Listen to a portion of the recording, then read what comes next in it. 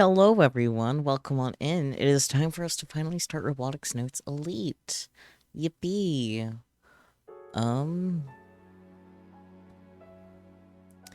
one thing I want to make sure before we start the game is, make sure that the sync is okay.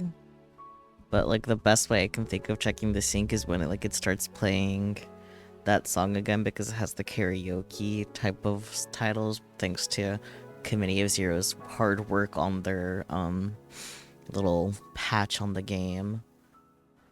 Yeah, because it's gonna be like, wait, there's random black bars on the sides, but that's supposed to be there. That's part of the game. That's good. But yeah, I'm pretty excited to start this. Let's see what it says under Robotics Notes Elite. The science itself may prove cynical, however, one mustn't forget that there's a scientific element in all things. The important truth is this. I am the master of my fate. I am the explain of my soul? I am the explain of my soul. I think that's what that says. It's so hard to read, and I can tell it's even harder to read on your guys' side of things. Okay, here we go.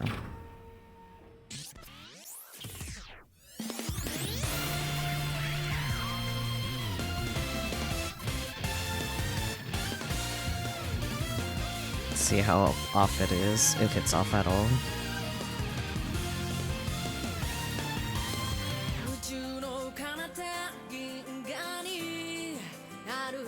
Okay, cool. There's no sync issues. Cool. Goodbye me. Now we can just get right into this. The game audio should be fine, right? It's not too loud or anything. It looks fine on my end, but I am the explain of my soul is so fucking corny. It is. It's not even proper English. I pressed something.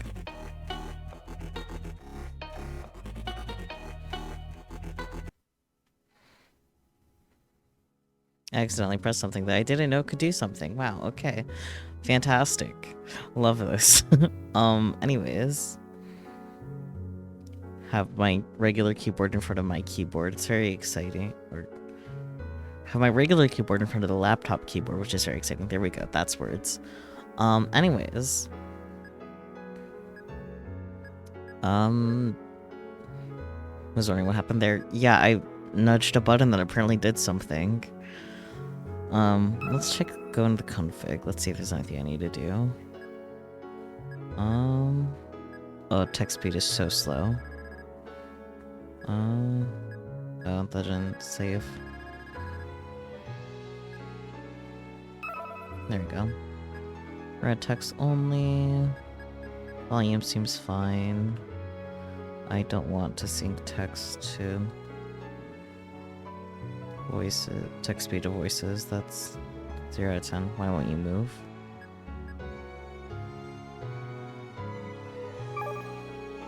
Oh, hello, characters.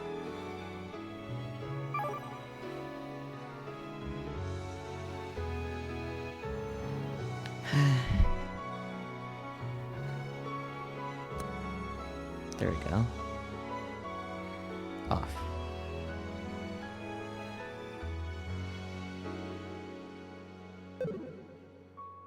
Okay. I guess, without further ado, do let me know if there ends up being any audio issues at random, by the way. I can't really see my full usual screen on OBS because of the way I've had to set things up. But yeah. New game. Matters not how straight the gate, how it's changed with punishments the scroll. I can't read that fast. Someone once said that this is a battle to save the world. Someone once said that the hope of all mankind rests on our shoulders. But I don't care about any of that stuff. This is just to satisfy my own impulses. I mean, getting to fight your greatest rival in a situation like this, it really gets your blood pumping, doesn't it? I couldn't care less if people think I'm some amoral asshole. I don't mince words. The only thing I care about is beating the #1 player in the world and taking their spot on the top of the leaderboard.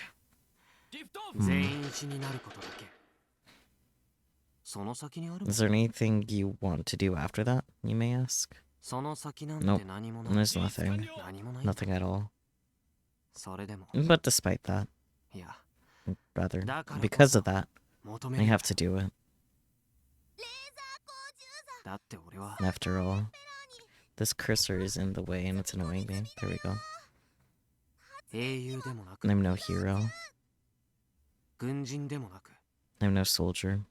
I'm not the protagonist of some mecha anime either. I'm not sure about that, man.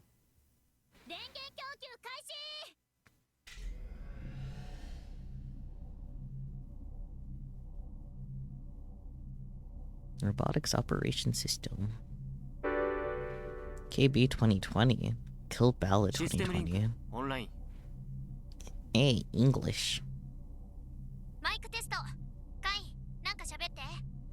Okay, that wasn't all English. Say something. Ojarimasu no chiyo. Loud and clear. Everyone, say something. Testing, testing. Us. I feel like I'm becoming one with everyone. An auspicious wind is blowing, and with it is coming. Yep, okay. Kai, is your Pokécom plugged in? It's the red cable.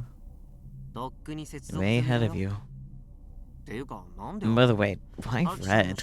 Got a new favorite color or something, Aki-chan? Because it makes it go 3 times faster. Gonna wait for the dog to dog. We love one dog. We do not love one dog. It's really interesting to see the color difference from what's displayed on the laptop and on OBS. Work, so true.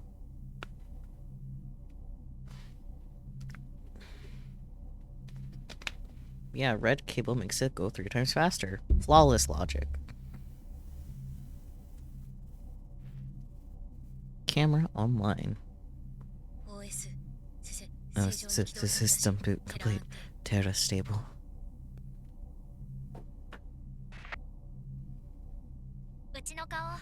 Can you see my face? Nice and clear.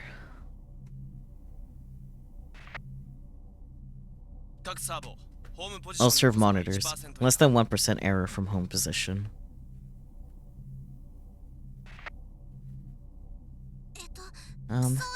Electric supply systems. Normal. It says the power generator can run continuously for 13 hours. More than enough time. Actuator is all green. Gyro sensor. Auto balancer. Both functioning correctly. Skip checks from number 9 to number 16. Wait, are you sure? I was just thinking that's kind of a lot to skip. Can you just trust me for once? Who do you think I am? I don't know your name, sir, actually. Nah, forgive me, oh young one.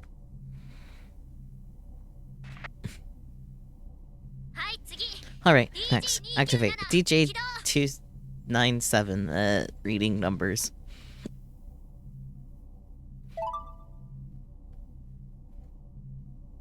Wow. Run a good computer on a computer with the computer.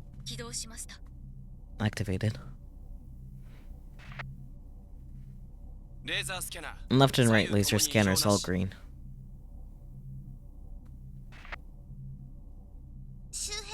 Now loading perimeter map. 3 meters, 5 meters, 7 meters, 10 meters, 15 meters. 20 meters. Maximum range.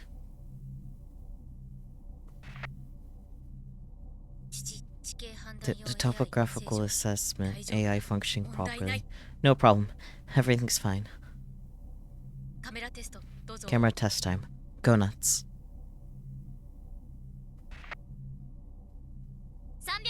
Testing 360-degree camera. Kai, did you fasten your seatbelt? Of course. Seat lock released. I just have to spin around, right?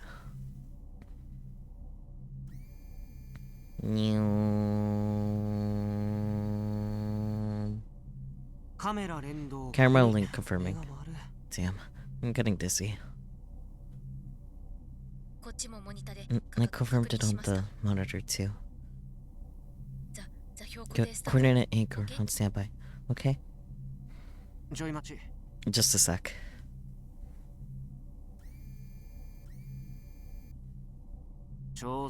Adjustments complete. Go ahead. The coordinate anchor has arrived. Would you mind not using just weird expressions? But I refuse. Some things never change.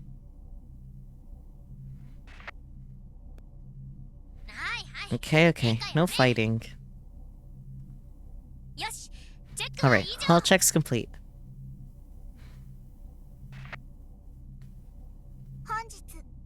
Now, for today's weather report, February 28th, 2020.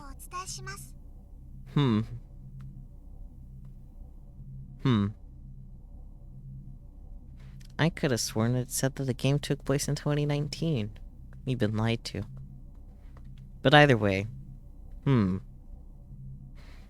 it's also February, so that's kind of funny. What is with me and playing games close to when they take place? Anyways. Hi, Eri. Tanashima, Yakushima, Kagoshima Prefecture.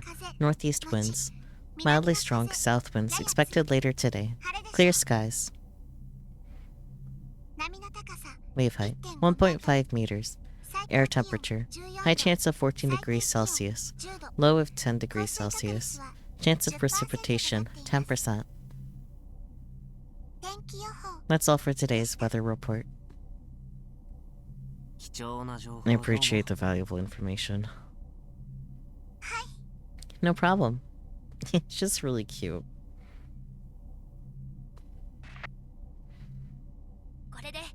And that's everyone in the Robotics Club, right? Robotics Club? I at least wanted to do a walking test if possible. But since we didn't have time for that, we're going to do this unrehearsed. You still up for this? Please. We knew that was the case from the start. Don't go on calling things off now. Are we piloting the robot? Are we in the robot, guys? Damn. Condition, all green. The final call is to go. Okay. Let's come back together, no matter what. Phew. If not, you should get in it. So true. But you're not my father, so who are you to tell me what to do? Now then. This is where my game starts. I mean, your game started, like, 10 minutes or so ago, but, you know. After all, we also already got the achievement for starting the game. Anyways. I'm no hero. I'm no soldier. I'm not the protagonist of some mech anime either. I'm just a fighting game player. Ah, you're one of those. Gun barrel, launch!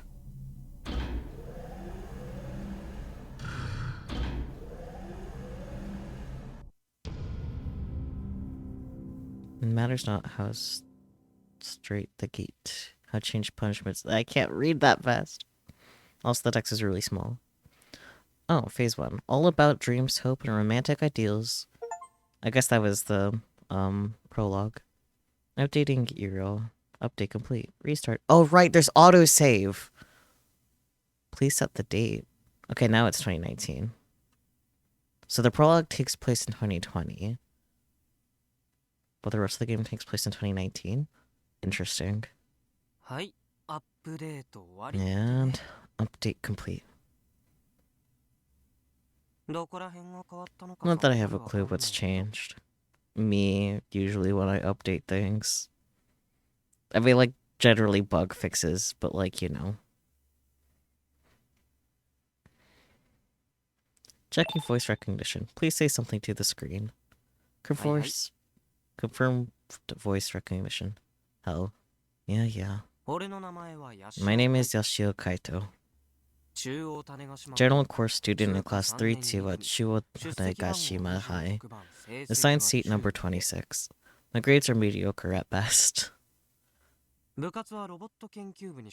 As for club activities, I belong to the Robotics Research Club.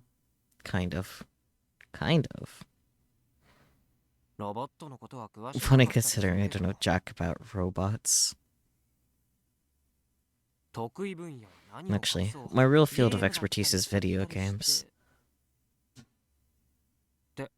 Wait, huh? The post-update messages have already disappeared from the screen. I guess I spent too much time yammering. I let out a small sigh and leave the dimly lit Robotics Research Club room. What if I... Okay, see, does nothing. There's no cell phone to pull up. Yet.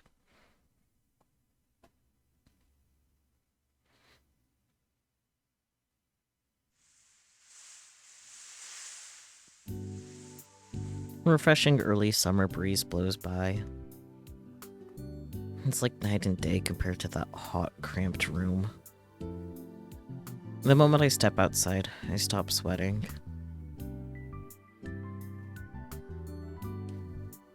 With the cool breeze washing over my entire body, I have a look at the surrounding scenery with my Pokécom. Cat ear mode? Wait.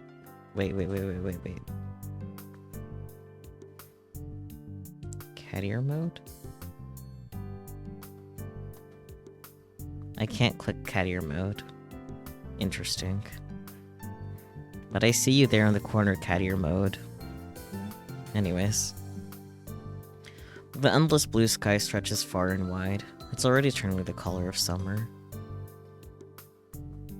Cat ear mode on a camera.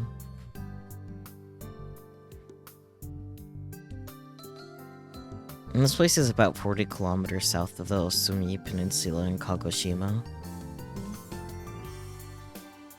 I live here in Tanegashima, right next to Yakushima, famous for being a World Heritage Site. Sounds pretty far from Tokyo. But to be honest, this island isn't really noteworthy outside of our matchlock rifles and rocket launch site.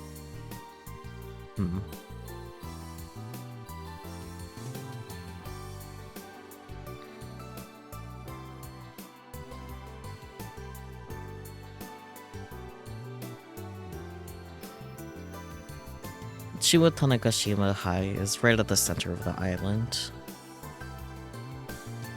It's one of the only 2 high schools in the area, actually.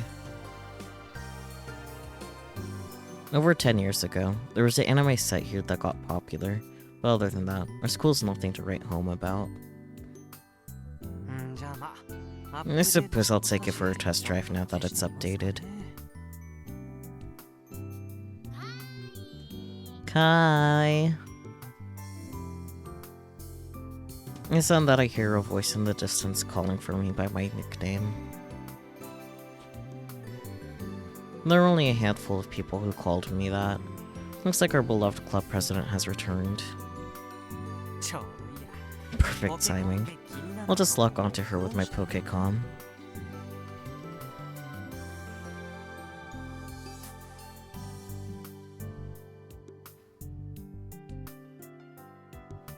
She's just standing there, menacingly. Sonomiya Akiho shows up at just the right moment, so I capture her within the screen with my Pokécom, and we have a tip. Aha, that is the button. Tips list. Oh, we have a bunch. Matchlock gun. A gun that is loaded by filling the muzzle with a bullet and gunpowder, and then fired by lighting a fuse. In 1543, it was introduced by the Portuguese that washed ashore in Tanegashima, near the end of the Sengoku period, 1476 to 1568 CE. The use of the rifle spread dramatically until Japan became the world's largest gun-possessing country at that time. Interesting.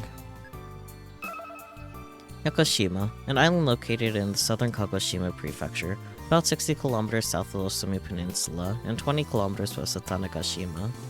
It has an area of about 504 square kilometers, and the climate is subtropical, with an average temperature of 19 degrees Celsius throughout the year. It's the 9th largest island in Japan, and it's registered as a World Heritage Site in 1993. It's also home to Mount Miyanoda, which is the tallest mountain in Kyushu, standing at 1,936 meters tall. That's a lot of meters. World Heritage Site. A cultural, natural, or mixed heritage location registered under the guidelines of the Convention Concerning the Protection of the World Cultural and Natural Heritage is defined by UNESCO, the United Nations Educational, Scientific, and Cultural Organization. The purpose of the convention is to preserve historic ruins, nature, and landscapes of outstanding universal value. There are over 900 sites registered as of 2010. Interesting. Osumi Peninsula, a peninsula located in Kagoshima Prefecture just south of Kyushu. An easy way to remember its location is that on a map of Japan, the Satsuma Peninsula is on the west bank, the Osumi Peninsula is on the east bank, and Sakurajima is right in the middle. Tanegashima, an island located about 40 kilometers south of the Osumi Peninsula and 20 kilometers west of Yakushima, has an area of about 445 square kilometers, subtropical climate, and an average annual temperature of 19 degrees Celsius. It's the 10th largest island of Japan. Pokécom, fictional. A tablet-style mobile device with a 7-inch high-definition screen. Its official name is PhoneDroid, but it's known colloquially in Japan as Pokécom, despite having nothing to do with the pocket computer that was released in the 1980s. Beginning in 2012, the Pokécom exploded in popularity on a global scale before eventually placing the cell phones of the 2000s. The latest model runs at PhoneDroid OS 4.2 and offers multiple applications such as video calling, internet browser, TV, games, microblogging apps, and a camera. There are over 3 billion users worldwide. Chuo Tanegashima High School, fictional. A public high school located in Nakatane Kumage District, Kagoshima Prefecture. Chuo Tanegashima High was founded in 2008, but the school itself had existed before that under a different name. It is one of the only 2 high schools in Tanegashima, attended mainly by children who live on the south side of the island. It's a co-educational school that provides both general education and courses that specialize in data processing. As of April 2019, the school has a total of 278 students. AI, short for Artificial Intelligence. AI appears in all sorts of ways, from control systems like self-learning abilities, to programs possessing human-like thinking routines. Due to all of these new advances, the definition has gradually moved away from its original form and sees a much wider use nowadays. Earl, a high-resolution global street view application, which is fictional. The application database is updated in real time via live images, and videos uploaded directly from each user's Pokécom camera viewfinder. As well as this, users can apply geotags to the surrounding area to be shared with other users, also in real time. The The application is equipped with a variety of functions, such as motion tracking, augmented reality, image recognition, and location-based services. The augmented reality technology is compatible with 3D images, allowing the user to place various annotations on not just the background, but on 3D objects as well. Currently, it comes pre-installed on... I need to scream.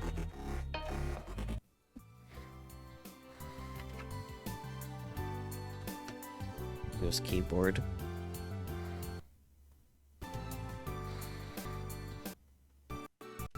This is not good.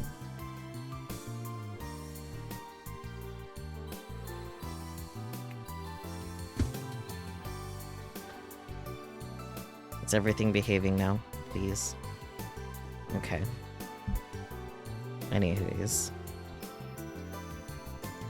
Comes pre-installed on nearly 80% of all Pokécoms sold, and is set to host more than 200 million active users worldwide.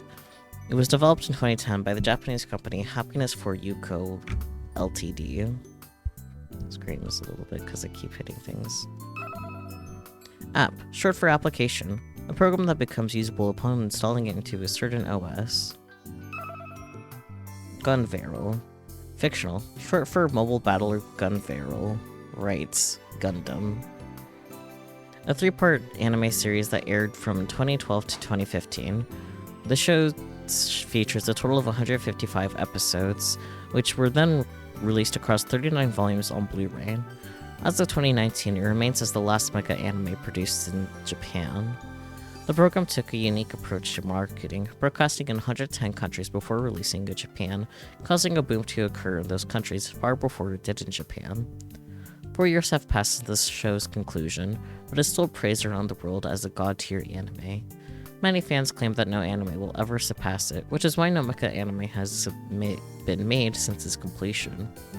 Like most mecha anime, it was created to target the preteen teenage male demographic, with various toys and other merchandise being produced alongside the series. However, with its rich story steeped in Egyptian mythology and its impressive CGI battles, it became popular enough to receive a theatrical release. The story is about Doto Genki, a 14-year-old boy who pilots a martial arts robot known as K-Trooper. A global-scale epic unfolds around him, spanning the past, present, and future. The Season 1 theme song was sung by a gothic punk band known as Phantasm, which had a fairly large cult following at the time. Nande. Sobs. Okay. Fucking Phantasm already, right? Sobs. Anyways, AR, short for augmented reality. Technology that synthesizes and displays digital information in relation to the real environment. A typical example of this are applications that can display virtual elements, images, text, 3D objects, etc. in real time onto a camera's display. Gyro sensor, a sensor to measure rotating angular velocity, is often employed in robots to correct posture and prevent falling. Actuator, a component of a machine that causes the machine to move or work. In a robot, the actuator is the driving force. Electric motors, internal combustion engines, hydraulics, or other similar devices are all actuators. Ojarimasu means welcome in the Tanegashima dialect. A banner featuring this phrase welcomes visitors to the Tanegashima airport. Ojiramasu. Masu. Okay.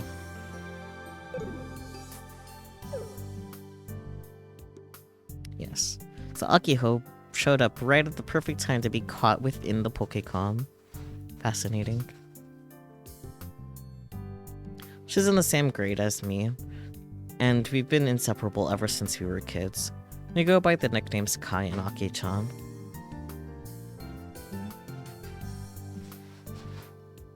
Are you playing games again? I'm not playing anything. Yudo got updated, so I was testing it out. Aki-chan, how do you feel about cat ears? Ah, I did notice that in the corner.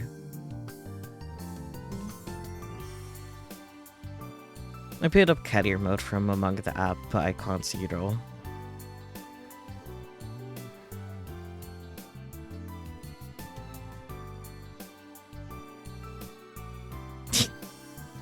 It's a little more than just cat ears. Meow meow. This thing is pretty awesome. Not only does it add cat ears to her head, but also gives her a maid outfit. You're as carefree as ever, Kai. She looks so sad about it. Kai is me, of course. Short for Kaido. Makiho lets out a sigh and takes a sip from the bottle in her hand.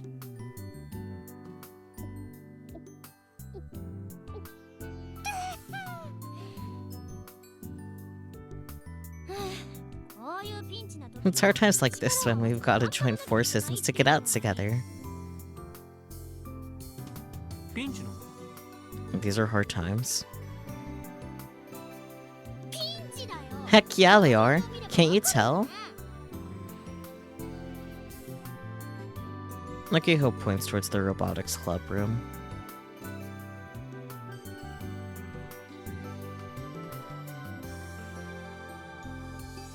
The club room sits next to the soccer club equipment storehouse. Something tells me that this tiny shed of ours was never meant to be used as an actual club room. Our space has 2 rooms, but one is used for storage, so the only one that can fit actual people is the left room. That said, it's way too cramped with 2 people inside. Try and relax there, I dare you. Even worse, we only have a single lamp, and there's no AC. It's too cold in the winter, and too hot every other season. If hard times refers to being forced to spend time in that club room, then I totally get why Akiho would say that.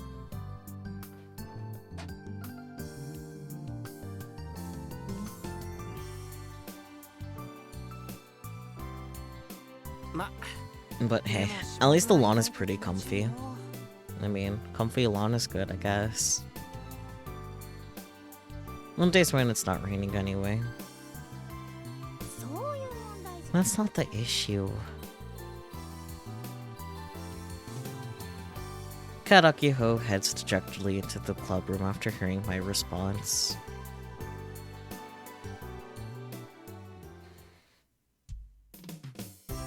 She sits on one of the only 2 stools in the room and takes another sip of her soda. And I'll take a sip of my water.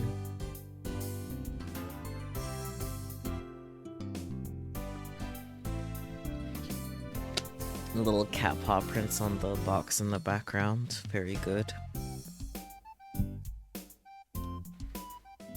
As I enter, sweat beads from on my forehead. Summer's only just started. Thinking of what it'll be like in here when it really gets going horrifies me. Did you go see the vice principal again? I did, but she was in a meeting, so I didn't get to talk to her again. She's way too busy. Are you sure she isn't just avoiding you? As soon as the school year started, the robotics club had its budget annihilated. As the president, Akiho's been dodgily negotiating for club funds, but I can tell they aren't taking her seriously. And that said, the fault probably lies in Akiho for demanding an absurd tenfold increase last year. It must be rough being the club president. You gotta deal with all sorts of things. It's hard work, but it's pretty fulfilling. Akiho smiles grimly and thrusts her fist into the air.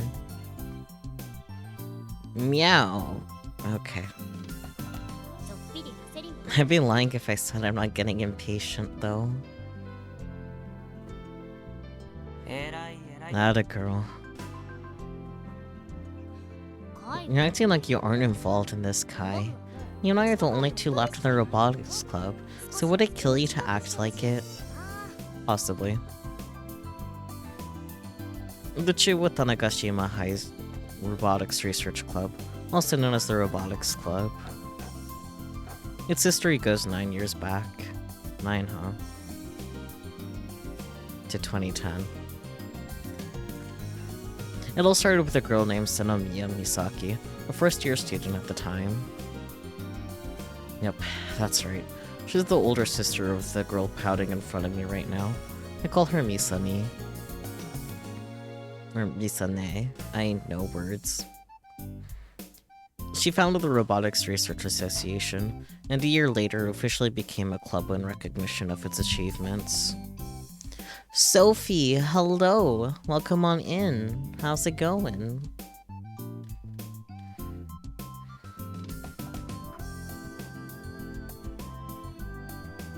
I don't remember for sure if I read this. I'm gonna read it again just to be sure. She founded the Robotics Research Association, and a year later officially became a club in recognition of its achievements. You had a crepe today. Very good. In its golden days, it had nearly 20 members, and even one Robo won 8 years ago, which is a hobby robot tournament held in Tokyo.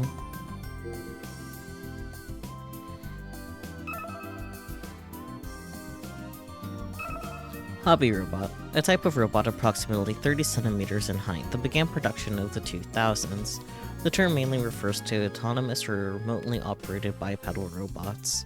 They were first sold as inexpensive DIY models, and due to computers becoming widespread at around the same time, it made it much easier to program their movements. The robots gradually spread to the general public over time, but their popularity exploded in the latter half of the 2010s.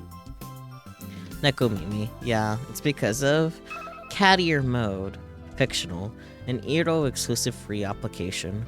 When launched, it automatically recognizes the person currently on the screen and places AR cat ears on them, nyan. It also displays a pink AR maid outfit as an added bonus, nya.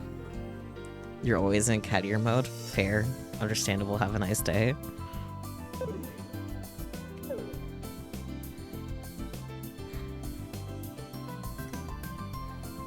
That was then, but now the club is on thin ice.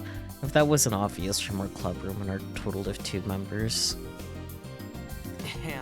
No, sure, but come on. You know I don't really care about robots. I know. I've been trying to brainwash you since forever, but it still hasn't worked. Monakio says brainwash. She just makes her efforts to get me to watch all kinds of mecha anime. I hope. If anything, her doing it non-stop since elementary school has had the opposite effect. I don't want to touch the stuff. While your enthusiasm is great and all, you should realize that your efforts are pointless. Huh? They are? They are. The fact that there have been 0 new club members for 2 years in a row is evidence of that. Nah, I see. Until a few years ago, it was a fairly prestigious club, but its rep is so incredibly low now that people just call it worthless and move on. Which is ironic, considering the world is going through a robot boom. Up until last year, the tech prep room in the main building was our home. It had issues such as getting in no sunlight at all, but it was way better than this. But listen, Kai, it's just like that person always said. Nakiho quickly puts on her red-framed glasses. By the way, the glasses are just for show.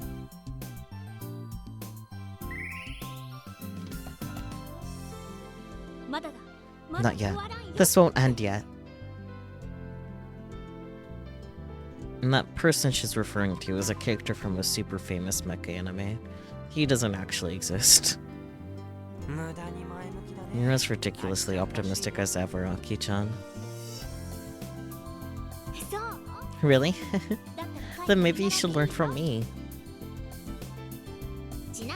No, and by the way, can you please not put cat ears on me without asking?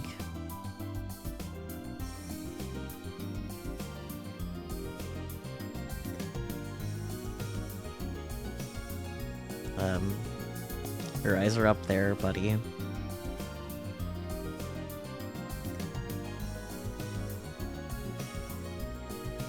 Buddy. Aw, come on. It's cute. Meow meow. Why is he like this? I swear I've had to meow less and freaking Steins Gate and Ferris exists. Grr. I'm gonna get mad. Delete that app. He really did the once over, yeah, for real. Don't know why she's ordering me around, but fine. I was getting kind of tired of the thing anyway. Plus, it was free. I'll live. I turn cat ear mode off and delete it from my Pokecom.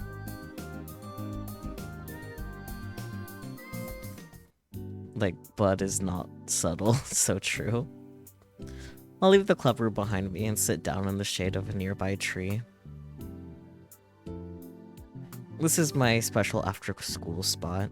It's way more comfortable than the club room, as long as it's not raining. It's part of my daily routine to sit here and game. Now that the Eero update is finished, it's about time I get started. I whip up my Pokecom and boot up Kill Ballad from among the apps.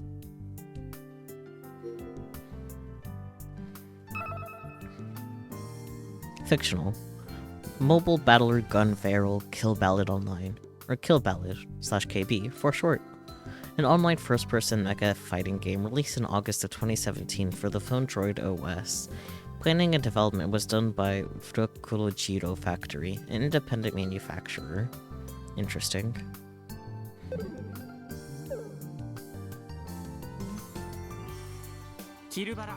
Kill Ballad, start.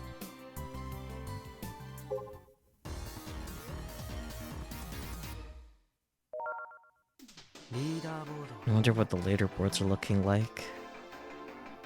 And the first thing I always do after starting up Kill Ballad is check the leaderboards. Oh, come on. White bean guy.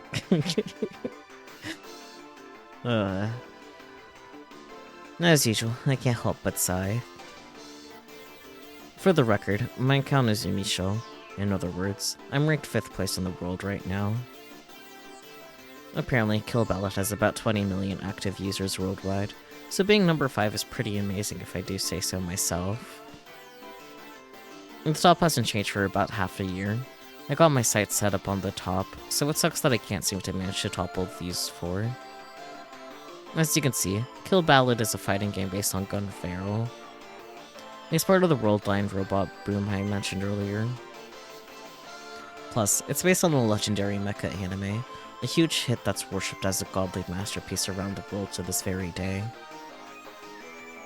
The game was released on the Pokecom, a platform everyone owns.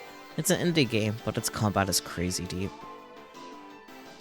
These qualities helped Kill Ballad become a huge success that's been downloaded 50 million times worldwide.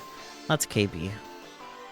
Honestly, because of Akiho, I have no interest in Gun Feral. I'm just addicted to Kill Ballad as a game. There are even lots of students who play it at my school. Yet nobody even bats an eye at our little club. Pretty sad.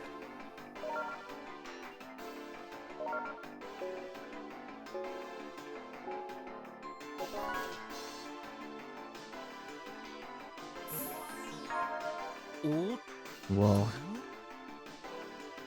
I recognize the handle name of the player I matched against.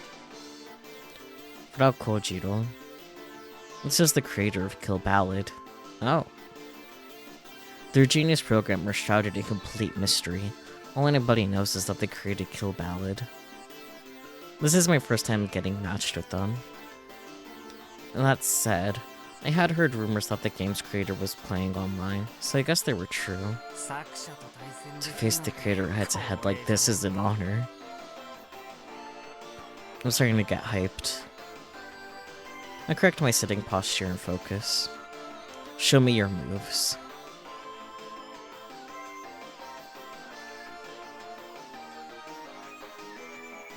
PlayStation controls on screen, I see. KB doesn't use the stick for command inputs. Instead it opts to use a combo system that involves timed button presses in quick succession. Is this why there's I forget what it's called. Quick action things, anyways. Essentially, as long as there's no missed inputs, and as long as you land the first hit, the rest of the combo will connect.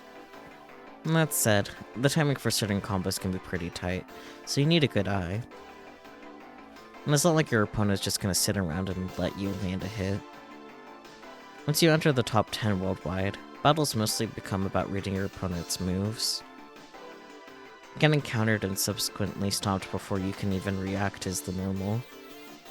Reading your opponent and countering counters is key. In fighting games, it's all about choices made down to a single frame. You have to read your opponent's moves and make the right choice on how to act.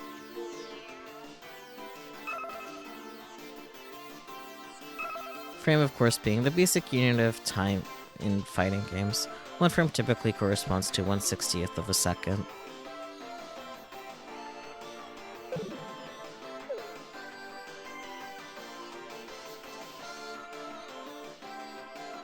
And this is what determines who wins and loses.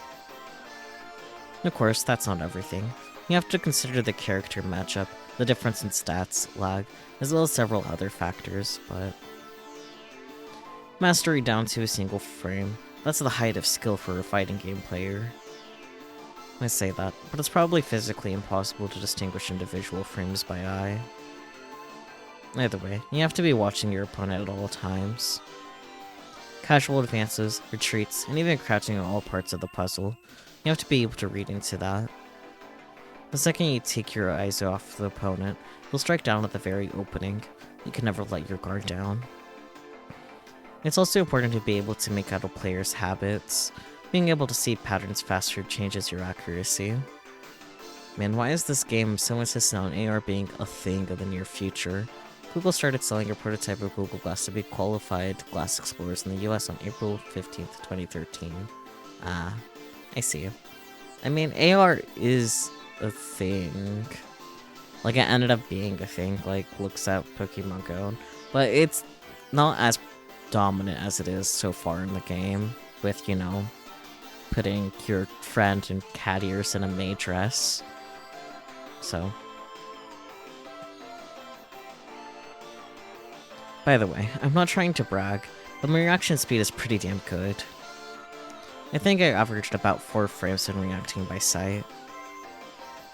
When I'm on the offensive, I can squeeze out 4 moves within 8 frames. That's about my average.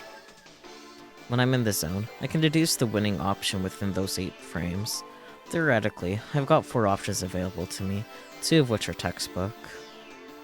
One is about getting a super hard read on the opponent to create an opening. The other utilizes an extremely difficult combo, my flashiest one, to confuse them.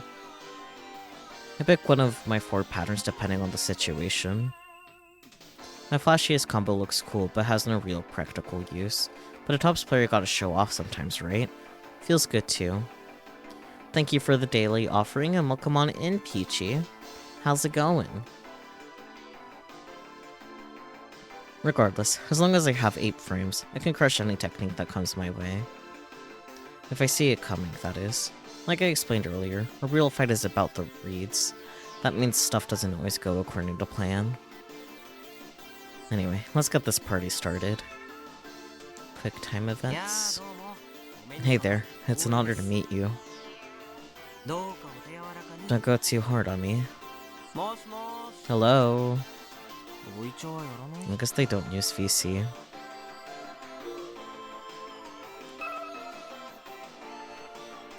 Pokecon. VC. Net slang originating in the 2000s, short for voice chat, to communicate via voice in online games. Yep.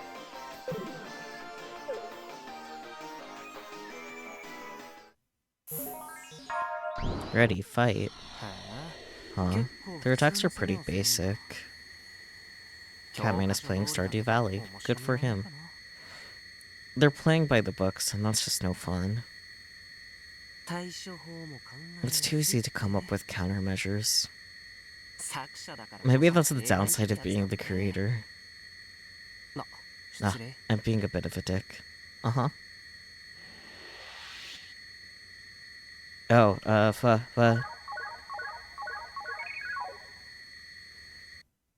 Quick time events. Screams. I won, let's go. That's that. Well played. And you have a good read on the specifics of the game. I expect nothing less from the creator. However, your talks are far too orthodox. You're way too easy to read. It also ended up being a benefit to me that we both use the same robot. Oh? They sent me a message even though they were ignoring me in VC. What's the deal? I should open it. Sorry for the sudden message rule. I sent you a message because I never used VC. I hate to say this, but people suspect you might be using cheats. Imishoshi. A little birdie told me your reaction time is physically impossible. Or at least that's what the person who reported you said. Lol. If you have anything to say about the authenticity of this claim, please tell me, blocks, rather. What the hell is this? Me? Use cheats? Like hell.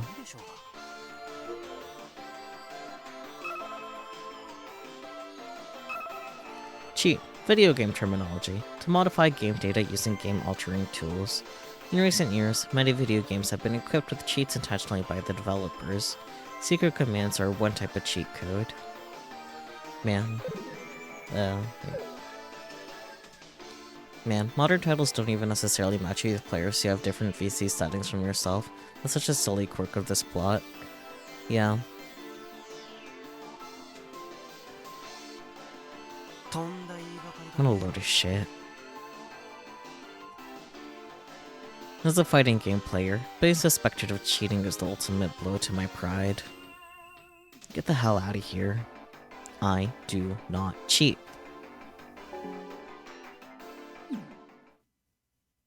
You log off with replying to the message.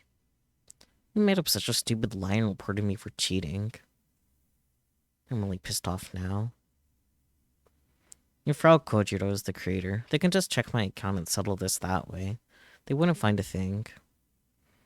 Imagine getting set up in a TF2 match against Gabe Newell because you're so good at people think you're a cheater, right? There's also, like, Kai is only ranked number 5, too, in the world, so, like, what about the other ones above him? Do they suspect they're cheating, too? Hell, the people ranked above me are way more suspicious for talking cheaters. Hey, that's what I said, Kai. I'm not being jealous, I swear. After fighting them countless times, I've got a feel for how they move and play. That's why I'm so confident in my assertion. I can tell whether someone's cheating or not after only 3 matches. Oops, this is turning into a bit of a rant. I need to stop while I'm ahead. I look up from the screen, stretch, and put away my Pokécom, and we have another tip. Multiple twips. Twips? In my defense, I saw Twippo. Anyways, Twippo, fictional, the name of a microblogging application. The posts known as tweeps are all limited to 140 full-width characters, such as Japanese characters, or 280 half-width characters, such as English letters. Following a user on Twippo will cause that user's tweets to appear on your timeline, and users can send private messages as well. Deludo Map, fictional, a map application for the phone Droid OS, is able to sync with GPS and Euro. The social media formerly known as Twippo. Yeah.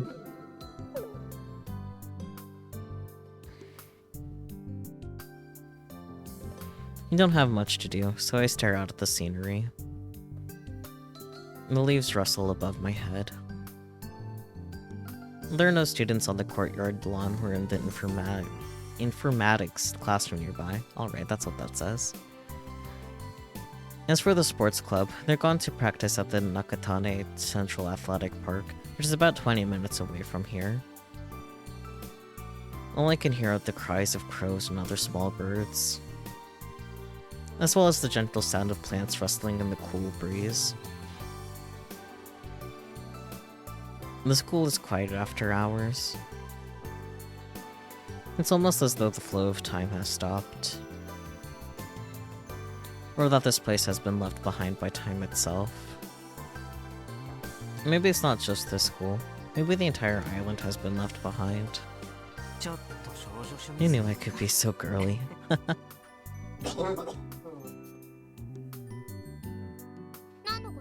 What are you talking about? Akiho exits the club room and walks over to me. I guess she heard me talking to myself. I don't know. I just had this kind of listless feeling. I think this place has been left behind by time or something. No, how philosophical of you. Don't look at me with such respect. In other words, we were just wondering what to do now.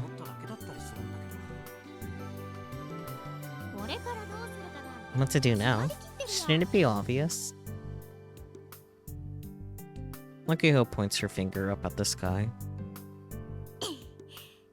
We gotta do whatever it takes to get a nice club budget, the complete gun build one within the year.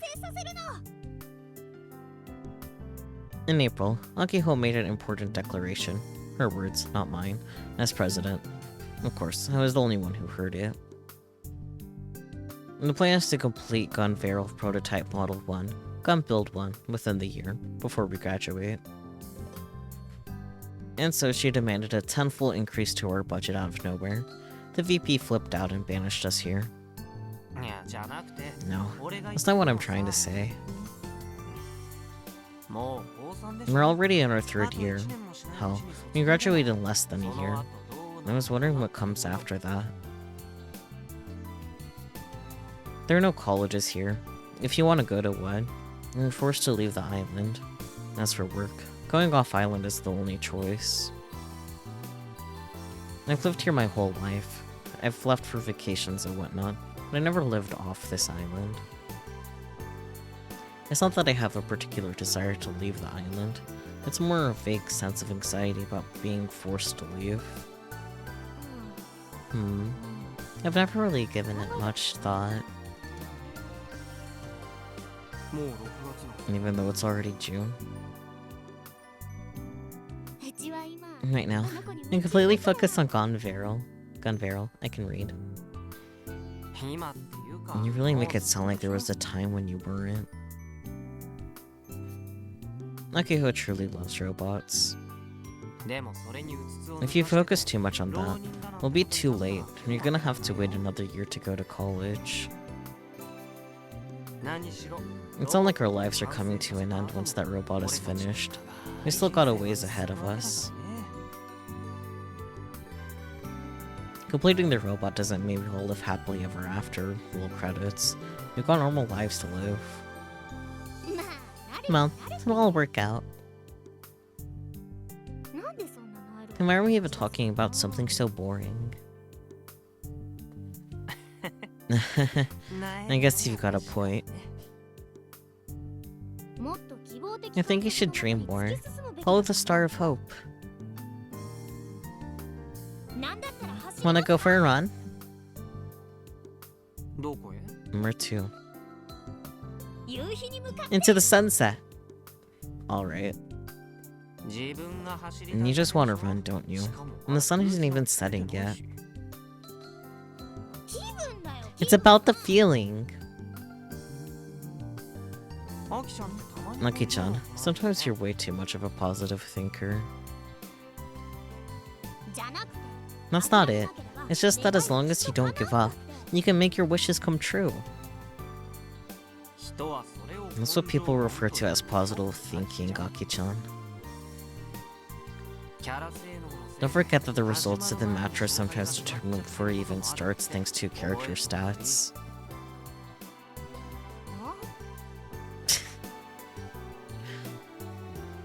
It's a fighting game thing.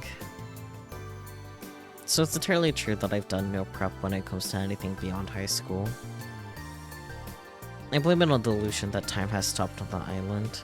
It makes you forget about the future entirely. You end up thinking that things will go on like this forever. Oh, congrats on your 3-stream streak, Relix. Robots.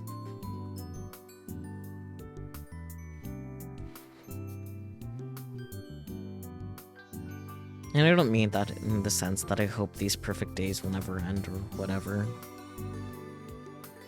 When time stops, so too does your ability to think. And yet, even when you realize this is the case, It's still a pain in the ass to try and think about what comes next. Oh, you're also only at a 3-stream streak? Didn't you used to have an insane stream streak, Spooky? It died. It died. RIP.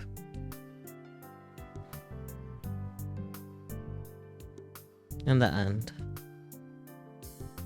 As long as I can keep gaming, I don't care what happens.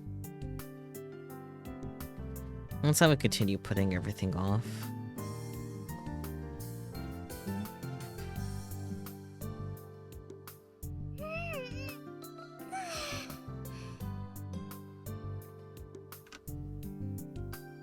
Akiho stretches out as though she's putting a period on the conversation.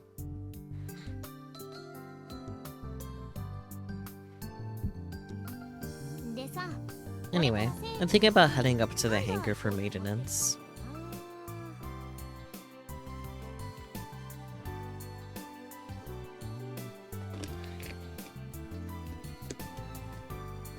I had to sippy, anyways.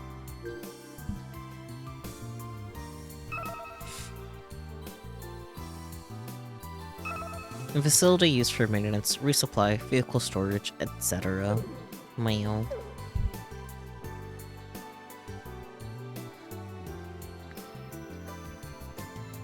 The Robotics Club has its own hangar. The dream that Akiho and the Robotics Club have been working on is stored there. Do your best, Madam President. Kai, you're coming too. Oh, I am I? Then you know the deal. That again. Of course. How many times have I told you? If you want me to do something, you have to beat me in a match.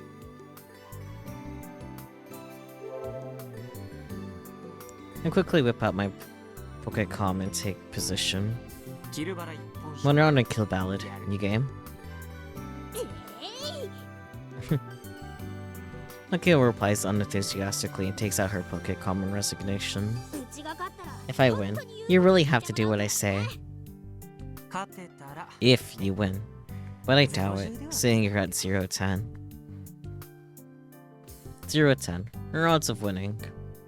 There's a 0% chance that Akiho wins, and a 100% chance that I walk away the victor. I chuckle to myself and boot up Kill Ballad.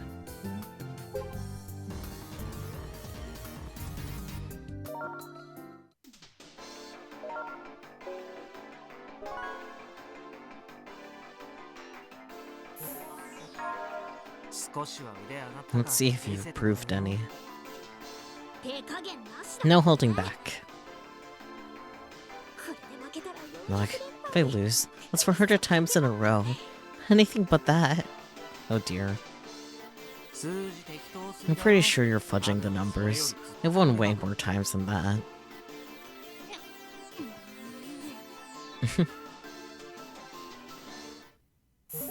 Here we go.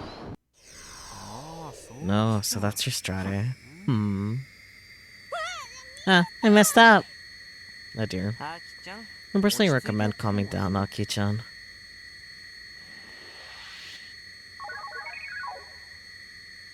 Phew. That could have been close. And I win.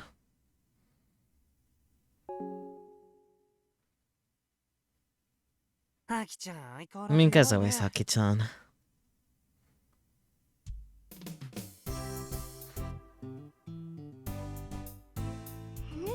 You big jerk.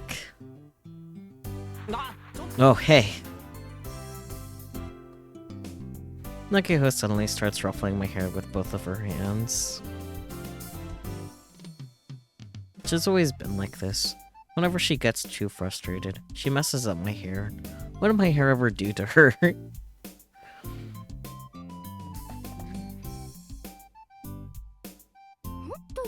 He never go easy on me. Now, who was it that said no holding back? Plus, my fighting game philosophy is to always go all out, no matter who I'm facing. I watch with a wry smile as Akiho stands up and storms off into the distance.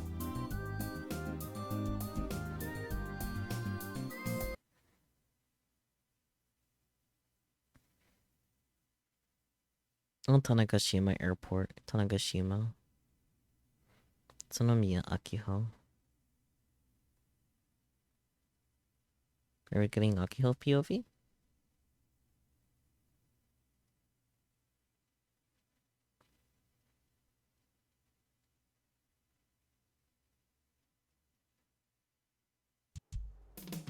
Whenever I come here, I can feel my spirits being lifted pretty much immediately. It makes me want to run around like a little puppy, to be honest. A heroic piece of music starts playing in my mind. If I'm not careful, I'll start humming it aloud. The old Tanegashima Airport. It's about a 10-minute walk from school. It was closed down and abandoned 13 years ago, so nobody visits it now. It hasn't been maintained for years, so the asphalt is cracked and the weeds moved in like they've owned the joint. While spacious, there's not much here, which means no electricity either. Since the area is flat, the wind is super strong, so I'm forced to hold my skirt down. Still, it's in the perfect environment for the Robotics Club's hangar. Ordinary high school students would never be able to acquire such a wide, flat piece of land like this, especially one no one ever visits. The airport apron in front of my eyes is about the size of the sports grounds. An even longer runway continues past it. From end to end, it's about 1,600 meters long. It takes around 30 minutes to walk the whole way. It's also several times wider than the standard road. I can't get enough of this feeling of spaciousness and freedom. It's one you just can't get on. You just can't get on an ordinary road. Right now, Kai's lying down on the outstretched in the middle of the runway, Pokecom in hand. Is he gaming again? After I lost to him pretty badly in our kill ballad match, Kai decided to slack off like no man has ever slacked off before. But you know what? He still came with me instead of going home, so I can't be too mad. He's just shy is all. I put those thoughts aside and take a key out of my skirt pocket. The Robotics Club hangar is at the edge of the airport apron. It was originally a parking garage for vehicles used to refuel fire trucks and aircrafts. You might ask, why are we using an abandoned airport's parking garage as a hangar? Patience. The reason is inside the building. Open hatch.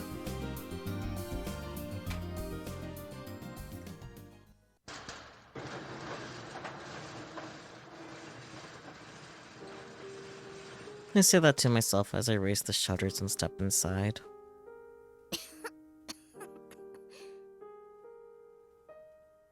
It's so dusty in here, it's making me cough. With no windows to be found, it's fairly dark. Enshrined in the center of that dark space is the crystallization of the Robotics Club's sweat and tears. The life-size gun barrel prototype Model 1. Nickname Gun Build 1. When the Robotics Club was first founded 8 years ago, this was its greatest goal, its dream. A project to build the giant robot of justice, Gun Barrel, at life size.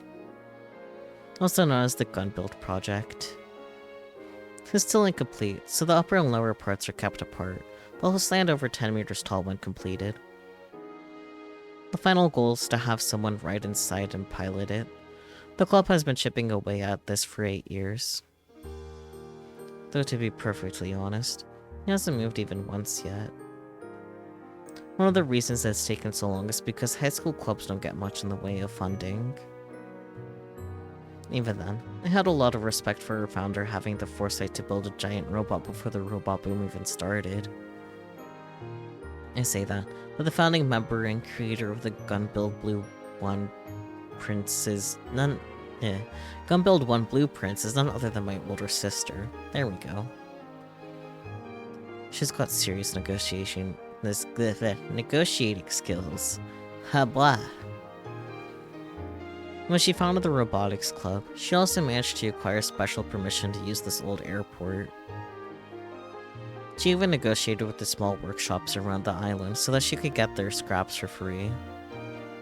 Heck, she even convinced JAXA themselves to donate the parts they didn't need anymore. It's all thanks to her that the Robotics Club is using the old airport hangar and working on Build 1 to this day.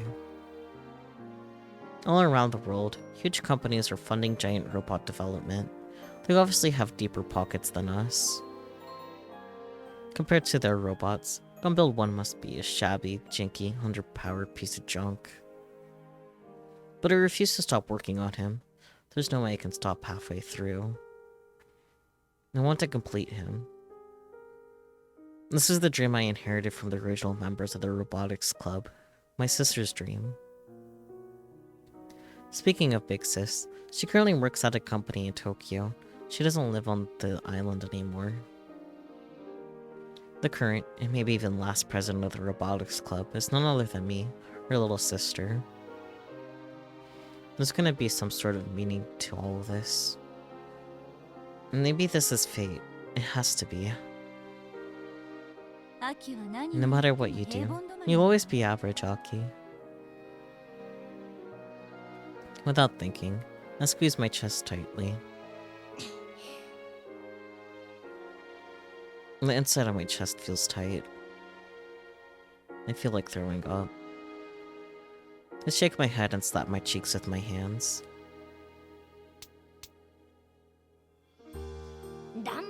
Her barrage is too weak. What are you doing? I clench both my fists and psych myself up.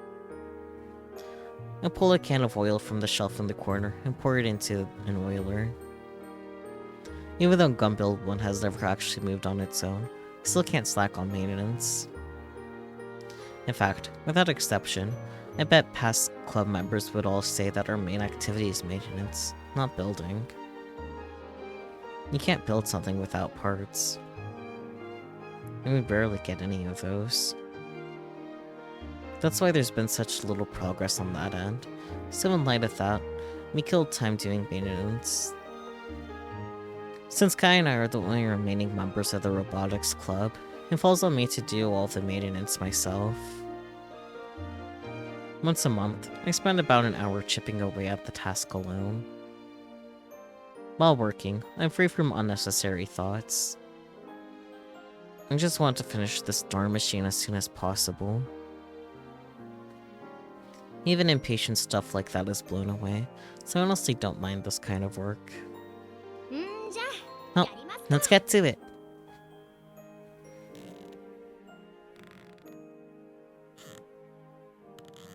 With oiler in hand, I crawl onto one of the shins of the lower portion of the Build 1. It's about 1.2 meters high. From that height, I can see Kai lying down on the runway. Help me out. This is not a warning. If you resist, I'll shoot. I hold the oiler like a gun and aim it at Kai. Special attack! Gun phalanx striker! Zoom boom shazam! I thrust out my fist. And of course, the runway is several hundred meters away, so there's no way Kai is going to react. Futile indeed. I undo my pose.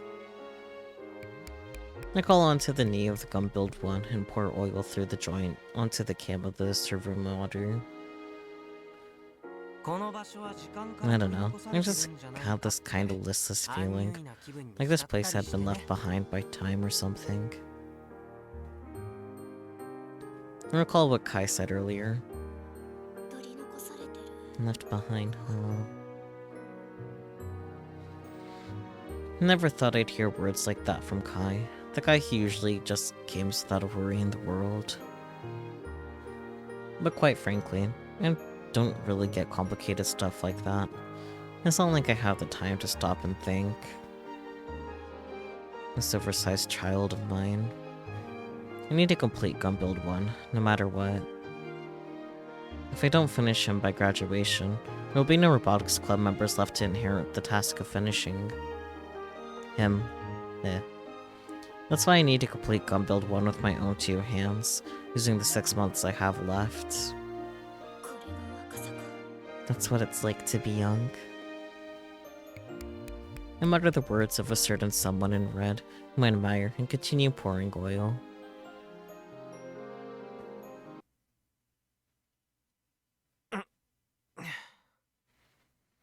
Back to Kai POV.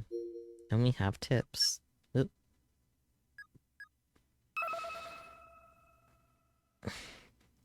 Gunvel Ankh Striker. Fictional.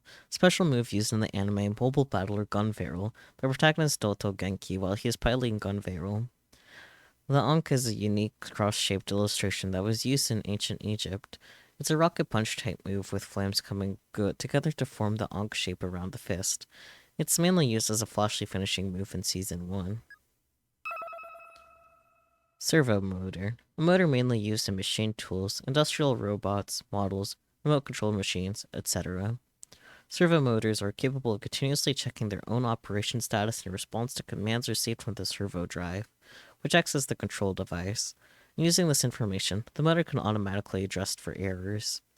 Servo is derived from the Latin word for slave. Gun Build Project. The Let's Build a Life-Size Gun Barrel Project, or Gun Build Project for short. The ultimate goal of the reason why the Chuo Tanegashima High Robotics Club exists. The project was created by Sanomiya Misaki, who was a second-year student at the time. Old Tanegashima Airport. An airport that opened in 1958, featuring a 1,500-meter-long runway. On March 16, 2006, the airport was discontinued due to the opening of the new Tanegashima Airport, Cosmoport Tanegashima. Nowadays, the old airport is completely abandoned. Oh, sleep well, Sophie. Thank you so much for popping in. I appreciate it. I hope you have a good night. Sleep well. Dots. I raise my eyes from the Pokécom and see that the sky has darkened.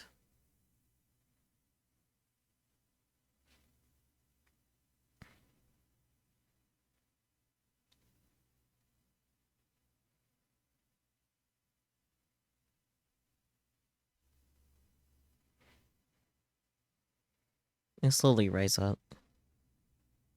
I was too engrossed and didn't notice how much time had passed. My head's kind of hazy. I guess my mind is still on the game. Those subtle screen shakes and that pseudo-heaviness when you punch in an input are what I'm all about. Sounds like I've been lying on the hard ground. My back hurts. I wonder if Akiho is still doing maintenance. I peek into the hangar, but I don't see any sign of her. Oh dear. Something tells me she's here, though. Something around the bottom portion of the robot, right below the knee. Akiho, armed with a penlight, crawled under the tight space beneath the robot and is doing some sort of work. Doing maintenance. Hey, don't peek under here from over there. Because I'll see your panties. I'll get mad if you do. Crouching heavy kick.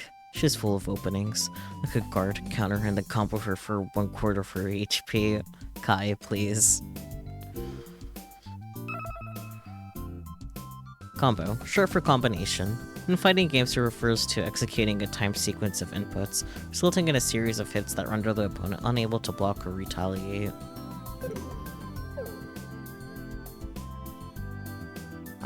Hey, Aki-chan.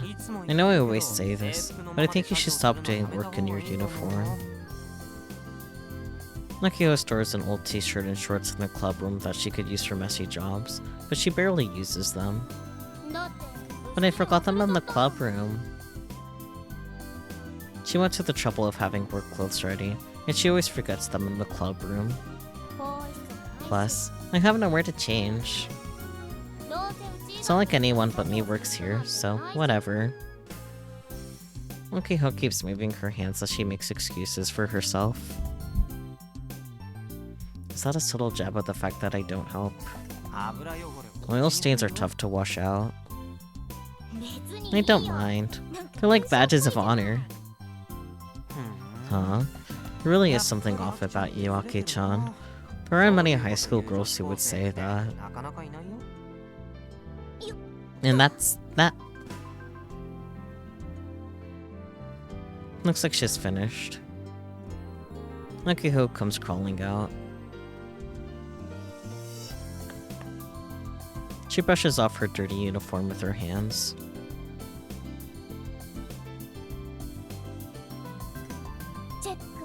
Checks are done. Rad. She tucks away her pen light. She was probably just checking to make sure everything is still in order. So, what's so off about me? There aren't many high school girls who would refer to oil stains as badges of honor. Come on, you make it sound like a bad thing. Not that I'm not aware of it. I'm gonna hand it to you. It's pretty amazing that you admit you're weird. And you wouldn't admit that about yourself, Kai?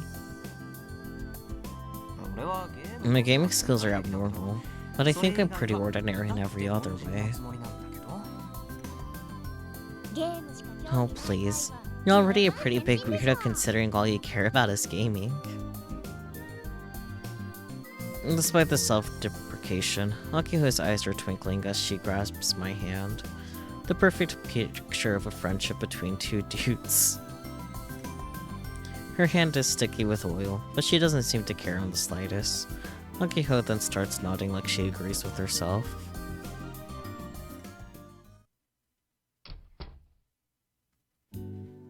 After washing our hands, we close the garage shutters and walk up. Let's try that again. After washing our hands, we close the garage shutters and lock up. Since there are no streets near the abandoned airport, it turns pitch black at night. Which is precisely why we need to leave before that happens. By the way, as you walk, Akiho suddenly pulls out her Pokécom. The Fink plushie attached to it swings back and forth. Its color has darkened considerably. It only takes a glance to see it's because of oil.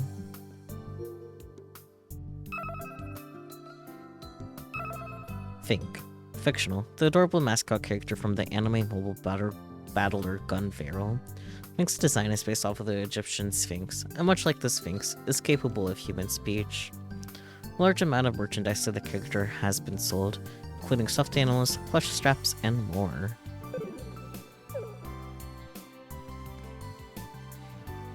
I keep telling her to replace it with a new one, but she seems to have no intention of doing so. I was looking at Iro earlier, and saw that every day that was being renovated got turned into Alonso. Wait, really? For realsies, you'll know when you see it. Every day is a convenience store near our houses. The only convenience store in Minamitane, actually. They started remodeling about half a year ago, so it's been closed. Did they just turn it into a new store? Let's take a look on my Pokécom. I bring up a Badulode map.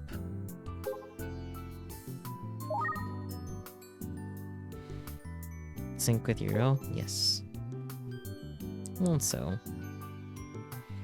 use the World Virtual View function in Euro to look at Minamitane. Sure enough, there's Alonso. See? Open 24 hours. It says 10% off. Let's stop by on the way home.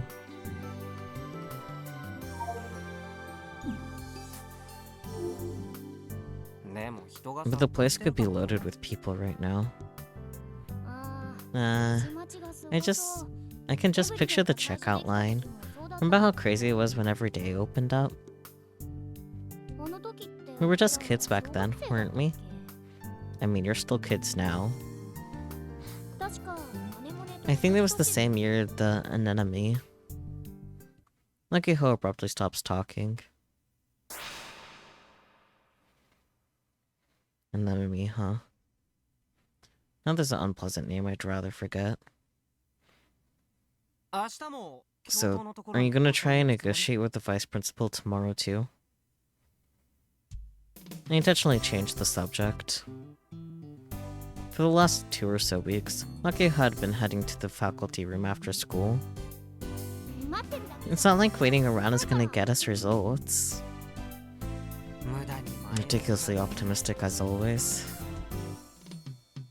I often say those words to Akiho. She's always like this. Ridiculously optimistic. That's my only redeeming quality after all. Every time Akiho returns those words to me, she smiles bashfully. So, you're coming with me, right? Right? I'm going to be real late tomorrow thanks to my stomach ache. It sounds real tough. Akiho laughs in amazement.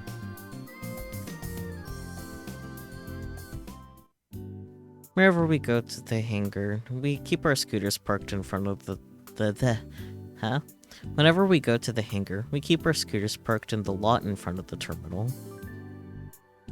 We live in Minamitane, which is on the southern part of the island. School is 15 kilometers away, so commuting by scooter is allowed. I'll leave the key in. Nobody around here would steal it. Walking around with it would be a pain in the ass, buddy. Going straight home? You really want to visit the convenience store, don't you?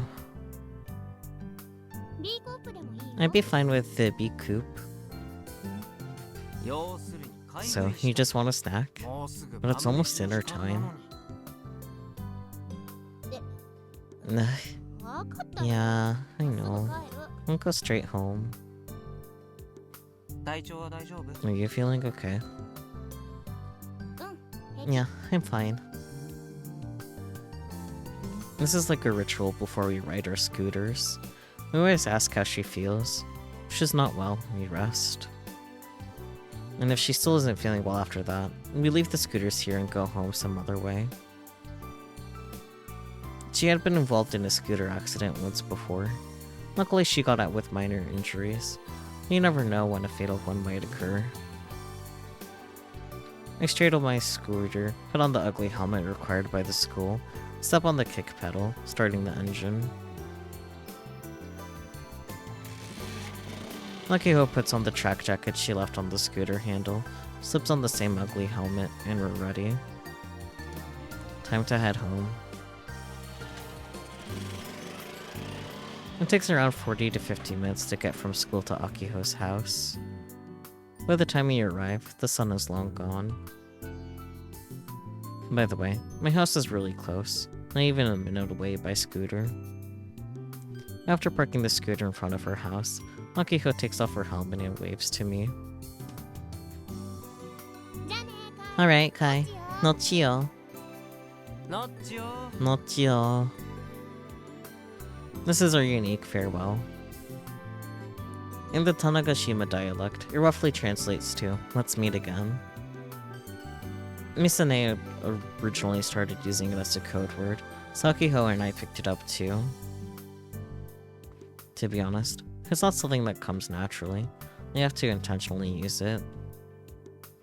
When elderly people use the dialect these days, or only elderly people use that dialect these days, I can read so good. Akiho sees me off as I head home.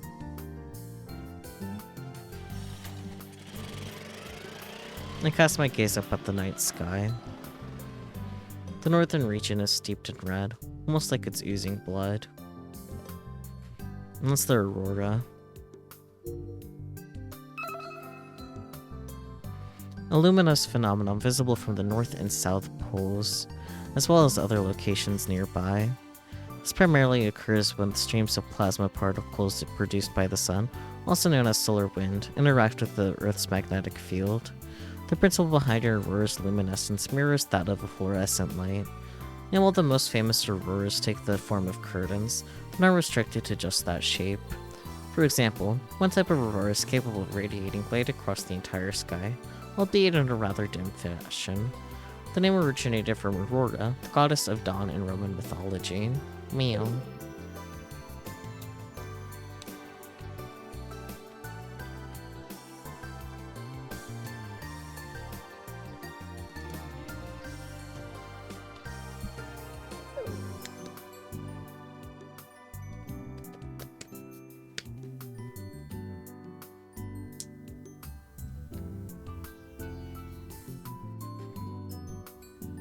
It's not quite the same as the famous aurora everyone knows, the beautiful one that's kinda shaped like curtains. Apparently, an aurora takes on that shade of color at lower latitudes. The sun is abnormally active now, so this has led to the world being able to see aurora since a few years ago. Back then, I mistook it for a wildfire or something in the distance. But now, I'm totally used to seeing it, and I don't really feel one way or another about it. That color in the sky is just another part of my everyday life. My ordinary, unchanging days. My life on this island, repeating endlessly. It's hard to believe it'll all be coming to an end in 6 months. But for now, let's just focus on getting home and eating dinner. The sky is so blue, it's crystal clear. Day after day of cloudless skies, almost to the point of tedium, I don't know. The weather is pretty important around to these parts, especially because it tends to rain a lot this time of year. If it's just a light rain, I can wear a raincoat, and commute to school by bike, but I'd rather it just be nice out. The wind striking my face has the scent of summer, or at least that's what it feels like. You know, greenery and stuff. Riding a scooter in the summer is way nicer than during the winter by a long shot. Although I bet that holds true around the world, not just on this island. Akiho is driving in front of me, her skirt flapping around in the wind. Every day, I get nervous about her accidentally flashing everyone, but her guard is unexpectedly tight. We stop our scooters at the convenience store near the school. One might call me a regular here at the Irei General Store. I'll be going on ahead, okay? I lightly wave to Akiho in response before entering the store. Welcome. The girl with the languid attitude sitting at the counter is Irei Mizuka-san. We're getting a bunch of tips. Exoskeleton Company. Exoskeleton Development Co. Ltd. began as a small company that invented and sold power-assisted suits known as HUGs that focus on medical care and rehabilitation. However, in the late 2010s, they began to focus their attention on the rapidly growing robot boom and quickly grew into a world-famous company as a result. Nowadays, they produce HUGs and other applications, not just for nursing and welfare purposes, but for the military, public security, and other similar fields where HUG usage proves beneficial. In 2018, it was ranked the #1 company that Japanese college students wanted to work for. And HUG, short for Helpful Unlimited Gear, a power-assisted suit designed for mobility assistance that was released by Exoskeleton Company. Essentially, the exoskeleton suit is attached to the arms and legs of a human body in order to assist walking. Thanks to the robot boom that began in the late 2010s, the product gained an extremely strong reputation worldwide. HUGs are supplied not just for nursing and welfare purposes, but for the military, public security, and other similar fields where HUG usage proves beneficial. The use of graphene, an advanced new material whose discoverer won the Nobel Prize in 2010, makes the device significantly lighter and far more durable, yet the material is quite inexpensive, allowing the price of HUGs to remain surprisingly low. This in turn allows for the device to be fairly accessible to the general public, which is the large reason why it became such a huge success. By 2015, over 1 million Hug units had been sold, and that number was increased to an astonishing 3 million units sold in 2018. Interesting.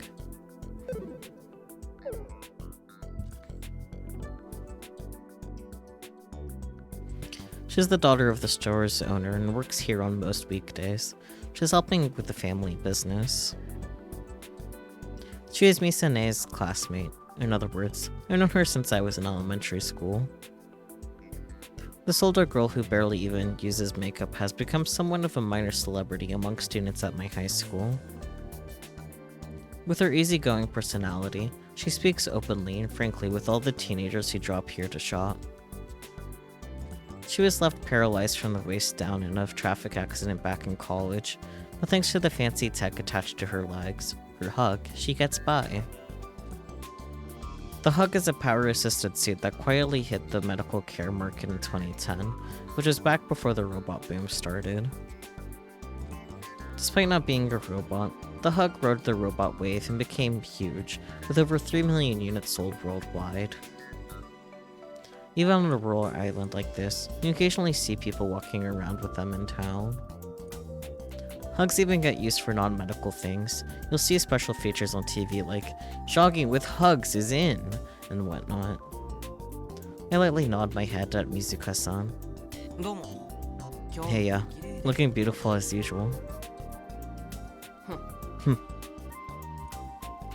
She herself told me to compliment other older girls, so I put her words into practice. Why she gotta be so mean? I grab the usual 2 bottles of fruit sour melon from the drink aisle and bring them to the register. Where's Aki? She went on ahead to school. She's got some nerve ignoring me. High school students aren't rich enough to buy things every day. Doesn't she drink Skull every day? Good point. Next time I see her, I'll make her buy 2. So Kai, are you sure you don't want this today? Mizuka-san grins at me and points to the steamer next to the register. It's filled with meat buns, onko buns, and more. I only eat those when I have business. And here I thought you just liked the taste. Those barf-tastic buns? You got to be kidding me. Kai, did you just call food at my store barf-tastic? Did you? Sorry. I try to laugh it off as I hand Mizuka-san the money for my drinks. No, right. Give Michi a message for me. She grimaces like she suddenly remembered something. Tell him to hurry up and pick up his protein.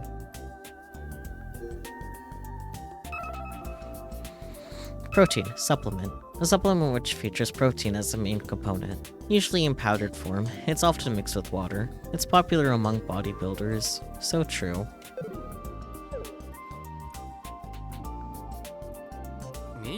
Michi ordered protein from here? Why didn't he just have it delivered to his house? Hell if I know. Either way, he totally forgot his order. The guy has to come by to pick it up. Under the counter, I see 4 protein bags with 5 kilograms written on them. The company probably shipped them by sea. Oh, Michi is Nagafukada, Mitsukiko's nickname. He's the PE teacher at school and our club advisor. Simple, right? Can't you tell him yourself? Just call him or something. Come on, you know I don't have a Pokécom. It's weird for her to boast about that languidly. Mizuka-san is bad with machines. She's always bragging about how the only thing she can use are the register and her Hug stuff. That's not what I mean. Doesn't the store have a landline phone? Too much work.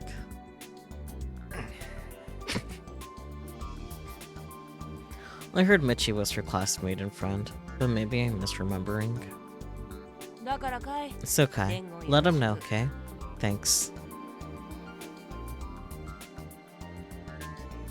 As soon as she's done talking, she opens yesterday's newspaper and starts reading. Guess we're done? She's like a grumpy old man. What terrible customer service. Newspapers. In the current year 2019, the number of newspapers printed has fallen drastically due to the increased presence of digital publication, forcing many local publishers to go out of business. However, there are still those who fiercely defend and support the place of newspapers in modern society. Even though the number of pages and the amount of information has decreased, newspapers continue to be published to this day.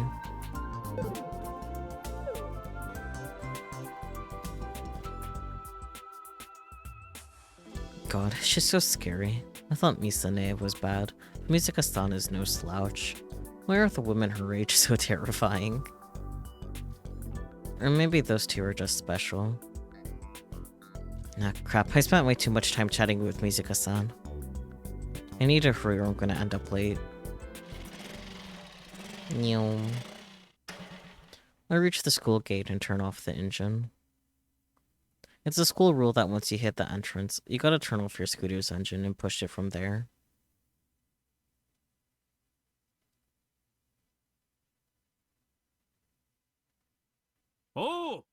Yo, good morning. Hurry up. Oh, well, if it ain't Michi.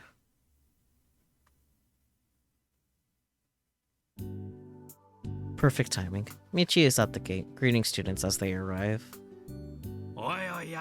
Hey now, Yoshio. I'm always telling you, it's Mr. Nakafuka that got that. Stop calling me Michi. Sir Mr. Nakafuka Mitsuhiko the 4th is a graduate of this school and was also the first president of the Robotics Club. I started calling him Michi because Misaka-san does. The habit then spread to Akiho. Mr. Nagafukukada, I was just at Misaka-san's store. She wants you to hurry up and pick up your protein stuff. Yeah, I totally forgot. We don't have any cash on me today. What should I do? Michi enters panic mode and clings to me. Hey, just tell me one thing. Was Ira angry? Probably. Also, don't cling to me like that. You're dripping in sweat. I see. Listen, Yoshio. Let me give you some valuable info. Yurie is seriously scary, which is angry. That's all. Yeah, I am well aware. Michi is basically a delinquent. Michi is basically a delinquent teacher. Well, he better brace himself for the wrath of Misaka-san.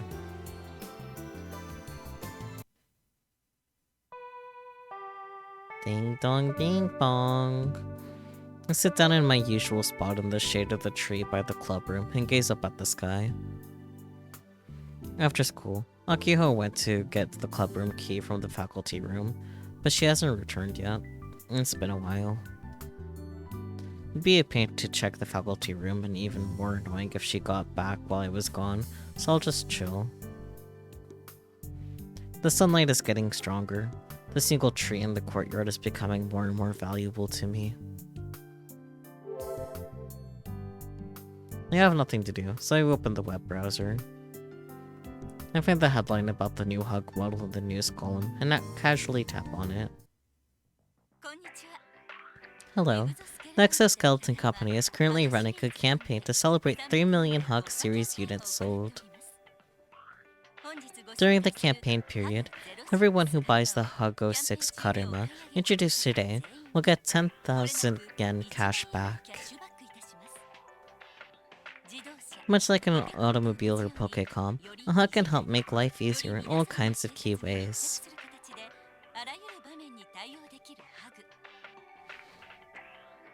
Karuma does exactly that. Our guiding concept is to create an era where everyone's household uses this. It's easy to put on, take off, and maintain. Plus, it lasts much longer on a single charge than previous models. Performance-wise, it's a 15% increase over the Hug 05. It can run 100 meters in 9.56 seconds and jump 4.92 meters.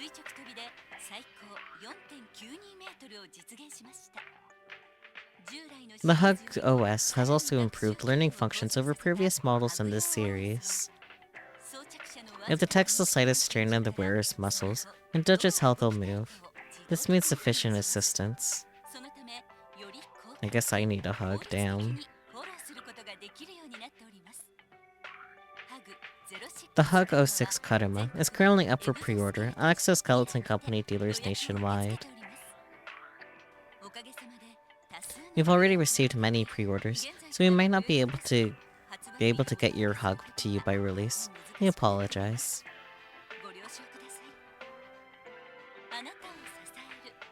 We wish to be your supporting spirit. The Exoskeleton Company looks forward to meeting each and every one of you. Pre-order here. Oh, huh. Only like $400.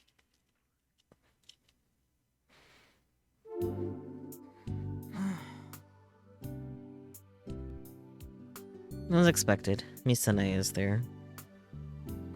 How long has it been since she started appearing on TV like this? After graduating 6 years ago, she went to college in Tokyo and now works at the flourishing Exoskeleton Company. She started doing PR work after her talents were recognized. She even makes appearances on TV as a Hug test pilot. Commercials, leading Hug demos, even working as an advisor for Hug Spark, which is a Hug martial arts tournament.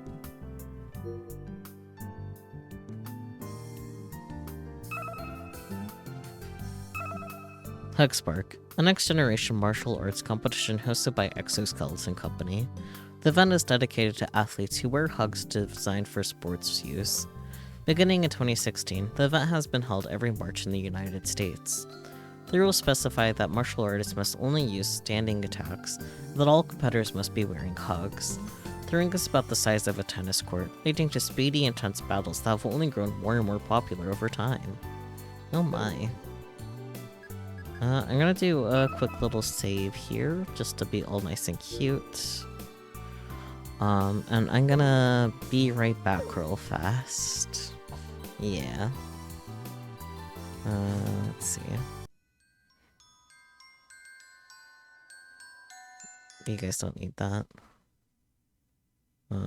I guess you do, because the game audio won't be playing. And of course there's the ad break. But yeah, I'll be right back. Have fun reading.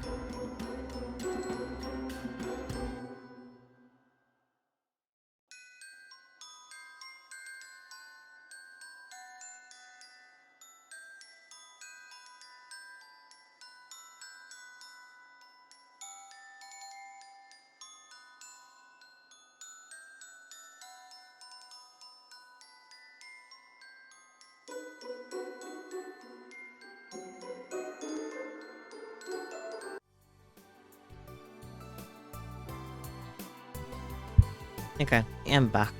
Yay. Okay. Commercials leading Hug demos, even giving as an advisor for Hug Spark, which is a Hug martial arts tournament. Misane is everywhere. Considering how active she is, it's no overstatement to say that she's crazy popular. Hell, people online refer to her as the pretty Exco PR girl, which is more popular than your average pinup model.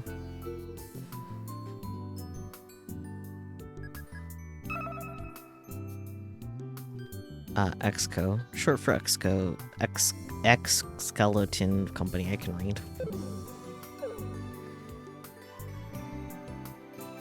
But all I want to do is scream out to the heavens. Don't be fooled, people. The Misane on TV isn't the real deal.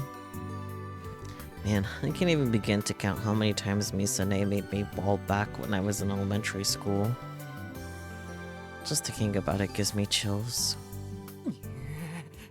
Oh dear.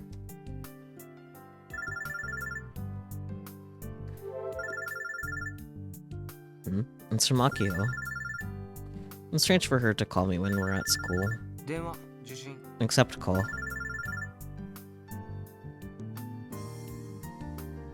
I answer, and Akiho's face appears on the screen. Ah, Kai. Where are you? Mizukane store. Why? Never mind that. More importantly, did you do your homework for English? I take it you didn't, right? Why is she so sure of that? Not that she's wrong, but... I shake my head, but for some reason Akiho smiles happily. Me neither. When was it due again? Tomorrow. Crap. Let's study together. A schoolwork study session starting us. Come on. Starring. Are you actually gonna try and do it yourself? Luckily, we'll still have time. And 2 heads are better than 1. Let's split up the work.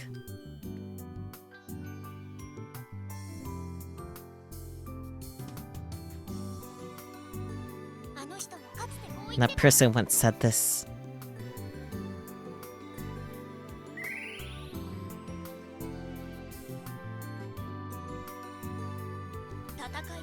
In war, you must think 2 or 3 moves ahead of the enemy.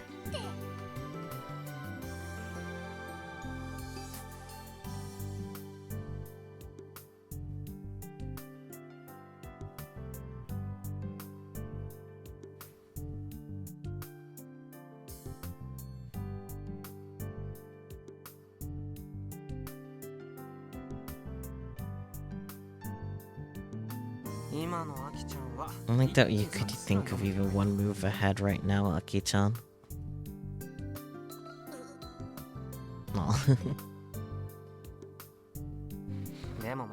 But sure, I'm down to split it. That's my Kai. Just completely forgotten about cornering the vice principal. I guess we'll use our club time today to finish homework. I needed to say that, so I'm already at Mizukane's place. I guess you are thinking 2 or 3 moves ahead. Right? I'll let her be happy with this victory. Can't fight on an empty stomach. Do you want any snacks? Hit me with your requests and I'll pick them up for you. Your treat? Sure. In your dreams, Bob. I'll have you repay me later. Well, shucks. No worries. I'll pick out some things for Kai. I hear Mizuka-san's voice on the other side. Nah, Aki-chan, don't listen to anything Mizuka-san says. Just buy me a fruit sour melon. Aw, not up for the usual. Mizuka-san sure is persistent. Besides, if I have the usual, I won't be in any condition to study. Alright, I'm on it. Meet in the classroom, not the club room.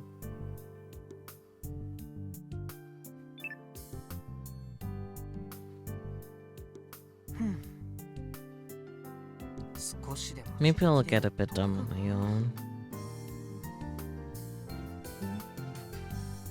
Akiho didn't take long to get back. We studied our best until sunset, but couldn't finish in time. I guess I'll just do the rest at home. Once again, Akiho charges off to the faculty room after class. Taboo news! Toyota announces their newly developed robot, Prince X. Man.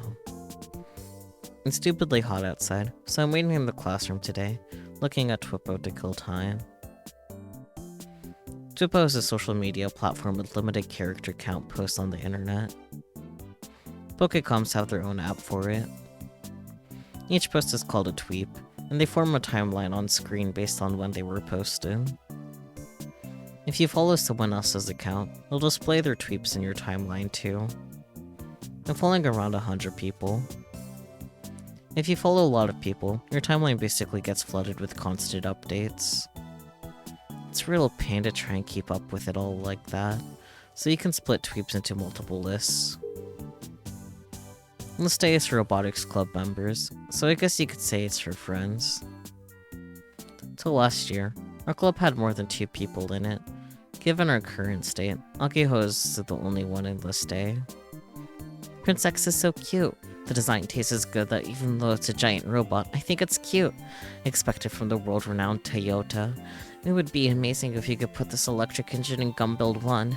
Maybe you can ask for it in a letter if they let me borrow it for free. I'm not sure about that, sweetie. List B is made up of real-life acquaintances of people I know online. Exoskeleton Senomiya Misaki. Appearance information. Today at 3 PM, I'll be appearing on the Fujin's TV show 3 O'Clock Madam. Thank you very much. It includes my family, Akiho's family, Michi, and a few others. I have no friends around my age, and I don't follow many of my classmates. Thus, List B is mostly adults. List C is for others. That includes journalists in Tokyo and the official accounts for newspapers and news sites. If I look at List C, I can get a pretty good idea of what's going on in Tokyo. I don't really use List D. Even with the list split, they refresh within hours. I keep telling myself to at least check Twippo once a day. To switch between lists on Twippo, use QE on keyboard or click with the mouse. Okay. As I scroll through my timeline, I see talk about a new giant robot developed by Toyota in Tokyo. I guess they revealed the thing around lunchtime today. Actually, Akio mentioned seeing this in the news. Maybe I should reply. You can directly respond to other people's tweets via the reply function. That said, I don't use Twippo that much, so I really only reply to people in List A. You guessed it, that means Akiho's the only one I interact with. Let's see, options. That go for broke mentality is amazing. You really don't know fear.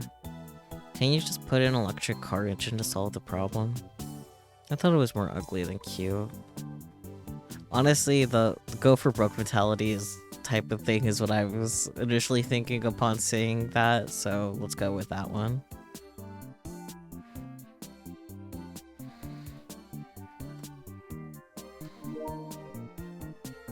And that should do it.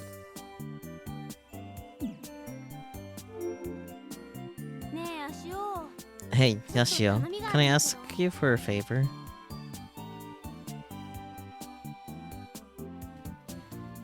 One of my few classmates still around on cleaning duty talks to me. I'm gonna be late for my bus home if I don't leave soon. Are you busy? Can you maybe throw the trash out for me? Don't bother, Hayakawa. This is Yashio we're talking about. Huh? But he doesn't look busy.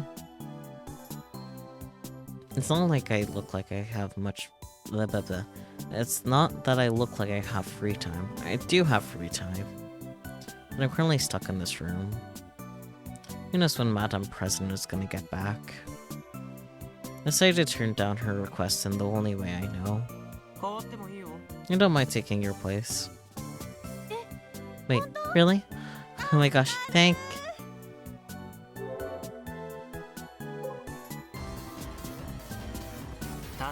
However, if you want me to do something, you have to beat me in a match. If you win, I'll throw out the trash or whatever it is that you want. Huh? I'm kinda in a hurry. Didn't I tell you? There's no point. Yashio's always like this. It was a mistake to even ask. Never mind. Match? Really? How stupid. Still muttering complaints, the two pick up the trash cans and exit the classroom. I'm alone now.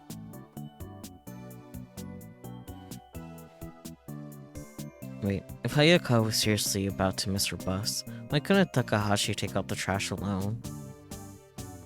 I considered shouting that at them, but that'd be a bit much for me, so I decided against it. I'm aware that people consider me an ass, but this is my policy. I have no intention of changing it. At least it's consistent? I don't know. Just when I'm finally about to enjoy a match of Kill Ballad. Kai!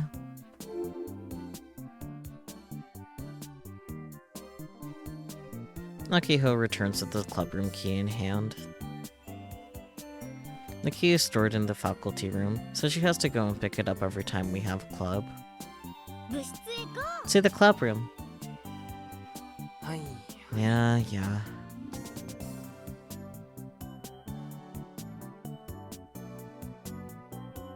I stand up from my seat.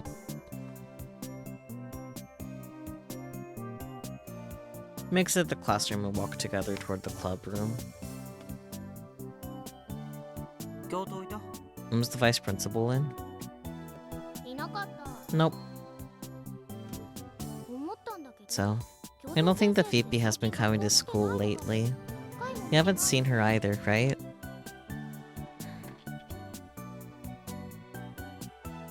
I shrug my shoulders, indicating that I haven't.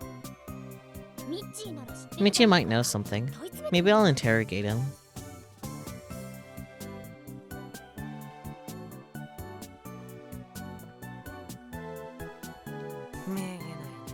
You just don't give up, do you?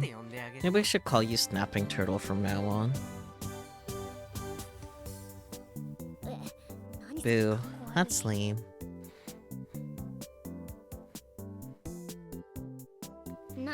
Look, either way, we can't do anything without money. You've already lost 2 months. If things keep up like this.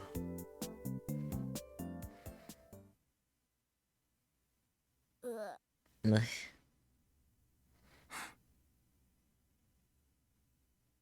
The moment she sees a certain male student, Akiho winces. His name is Hidaka Subaru. He's a second year. You could call him Akiho's arch nemesis. At the same time, you could say he's the one person Akiho won't give up on trying to win over. I can already see the sparks flying violently between them.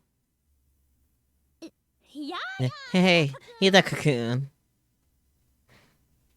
Despite feigning cheerfulness, it's pretty clear that she's pretty nervous around the younger boy.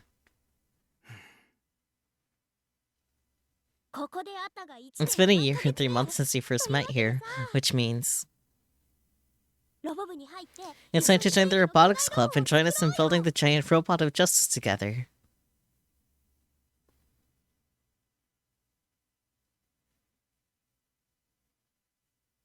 I have no intention of joining your third-rate robotics club. Hidaka Subaru brutally interrupts Akiho.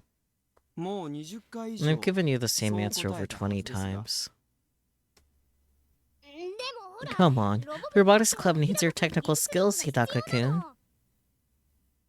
I want nothing to do with your robotics club. Oh. Excuse me.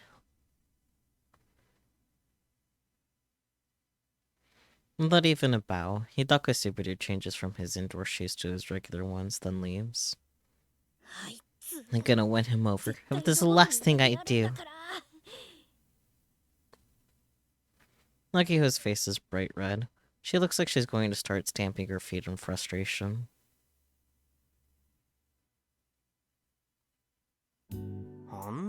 He clearly doesn't like you, so why do you gotta be so stubborn about this?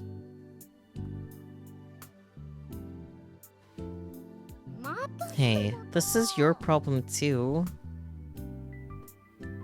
I haven't the slightest clue why, but Hidaka Subaru is actively hostile toward the robotics club.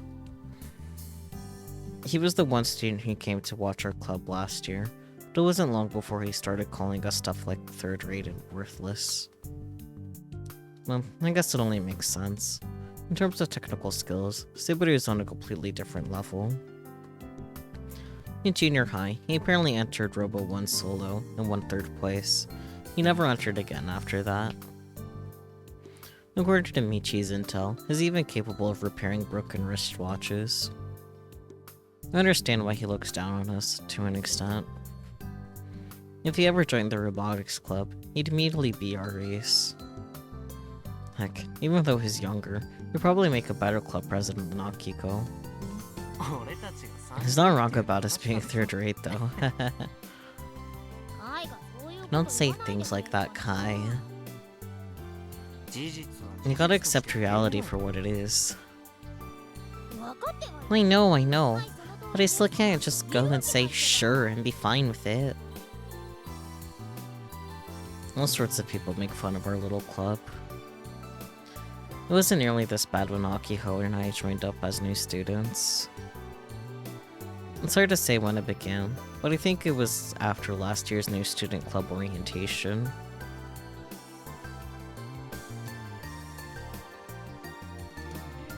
The seniors in the club weren't the public speaking types, so Akiho gave the speech instead. That's where she screwed up. Akiho made a showy intro video about the Gonvero prototype Model 1, and the club members maintaining it.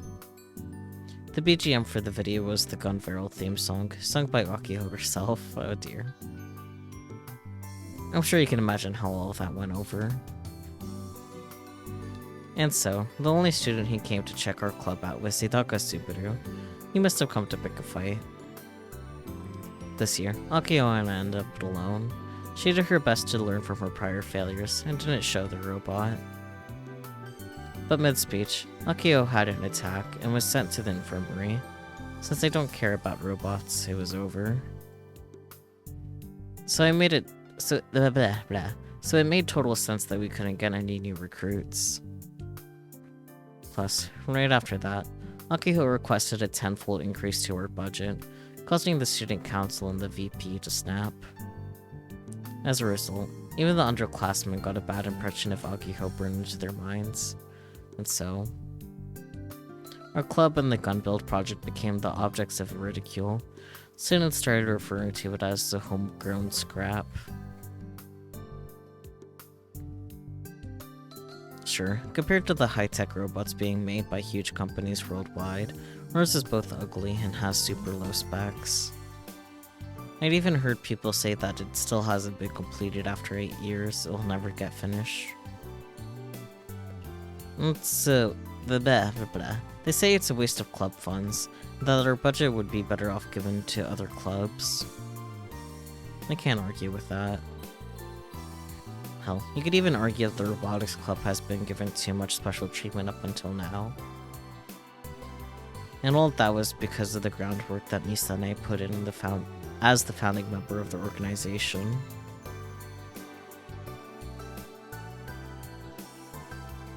Since we're clinging to the work that others did before us. I'm sure the school looks at us as looks at us like we're parasites.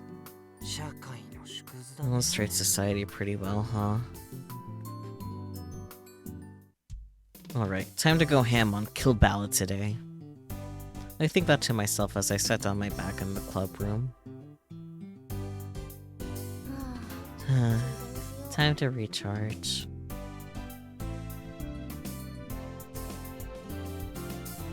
Akiho says that to herself and starts fiddling with her own Pokecom.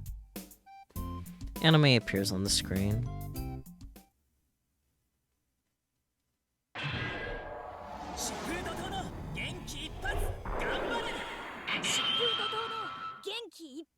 Storm and Surge, Blast of Spirit, Converal, Chicken. Jeez, is the climax right at the start or something? Only took her 5 seconds to recharge. I gotta hand it to her. It's impressive that she's recovered so quickly. She's even posing. You're gonna break your Pokecom again if you flail around like that in here. It'll be fine. Lucky who is always like this with the anime. The two of us can barely sit comfortably in here. It's just flailing wildly. If only she'd just go outside. Oh, and how the heck does she get so excited over something she's seen countless times? So, what anime is that? What? I asked that without thinking too deeply about it, and Akiho's expression morphs. She shoves the tablet screen in my face. Thank you so much for the follow. Let me see who that was.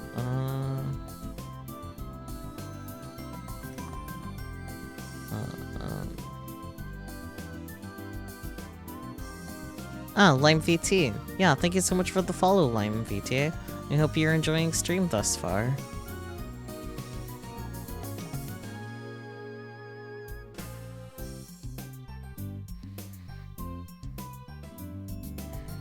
There we go. Okay. Yeah, I asked that without thinking too deeply about it, and Akio's expression morphs. She shoves the tablet screen in my face. It's Gunferrel! Gunferrel! I see. Now that I think about it, she was shouting its name earlier. I may not know much about mecha anime, but that was a dumb question even for me. What do you mean, I see? I'm always showing it to you at my house. Rockyho. Akio's getting about as heated up as I expected. She's clearly still annoyed from her earlier encounter with Subaru, so she's more charged up than usual. That being said, she doesn't show me Gunferrel. It's more like she watches it and I happen to be in the room. And that game you're always playing on your Pokecom. Akio points at the tablet hanging from my waist. What's it based on? Gunferrel. What's the life-size robot our club is working so hard on to build? Gunferrel. This Blu-ray sitting right here. Akiko picks up the BD sitting on the desk and points at the picture on the jacket. What freaking anime is this? Gunferrel. Correct. She drops the frown and returns to a smile. And by the way, that's the only Blu-ray we own. Hell, the club room doesn't even have a Blu-ray player or a TV, so it's useless. Kai, you're a failure of the Robotics Club member. Of a... Yep, I guess I'm not much of a learner. Could you not be like that? Just for once? If you want me to be even more honest, I really don't care about any of this. I figured that a long time ago.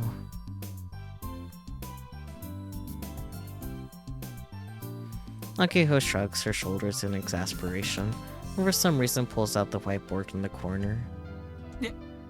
Yeah, don't tell me. Which means today, it's time to brainwash you for good. Seriously. She always goes on forever. For starters, Gun Barrel is a god tier anime. Here goes the hyperbole. At the very least, it's been the #1 hit anime since the start of the 21st century. In terms of Blu-ray sales, it's still #1 in the world. In this age of the Pokécon, everyone switched to cloud storage when it comes to media. Nobody buys stuff on discs. Of course, I don't dare voice any of this, as I just make her talk longer. Mecha anime really is the best. Every boy in Japan loves robots. Aren't you a girl, Akiho? Ever since that one Astro Kid showed up in the 60s, robots been looked up to and admired by all. Their friends, heroes, and just plain cool. They're the symbol of Japanese animation. That's mecha anime. Other people have totally different sets of values when it comes to humanoid robots. That's why nobody else can design them like we do. Some people take that to mean that only Japanese people truly understand robots. But Gun Barrel is different. Even though it was produced by a Japanese animation studio, it first aired overseas. It took half a year for it to air in Japan. By that point, it was already a hot item all over the world. Not only did Japan join in on the party, it even gained a giant viewership that kicked off the modern robot boom. Plus, the ending was anything but ordinary, which helped turn the franchise into something legendary. I'm sorry, I've heard this a billion times. After 3 years of airing on TV, who could have guessed that the final episode would go unaired? The uproar was insane, and fans around the world were on the brink of rioting. The final ep isn't out on Blu-ray. Nobody involved has ever spoken about it. It's totally shrouded in mystery. 4 years have passed. There's still tons of people who theorize about the contents of the final episode. Not only that, but the internet's been flooded with fake episodes masquerading as the final one. Fans have written some analyses that are more meta, explaining how not showing the final episode is actually part of Gun Barrel's message. Personally, I think the whole final episode thing is a challenge from the staff. Either way, there's no denying that the last episode going unaired helped Gun Barrel evolve into the god tier anime it is. Some theorists even say that the current world line about Robot Boom started with Gun Barrel. She sure can talk. I just want to play Kill Ballad. So, you're saying that Gun Barrel is a beloved anime around the world, and it'll never be topped. Bingo! I mean, if you were to ask me if Gun Barrel is superior to mecha anime of the past, I'm not sure how I'd answer. But I do think you can call it the culmination of an entire half-century's worth of mecha anime. Or, I guess to be more clear, it's cherry-picked the best elements of past mecha anime masterpieces.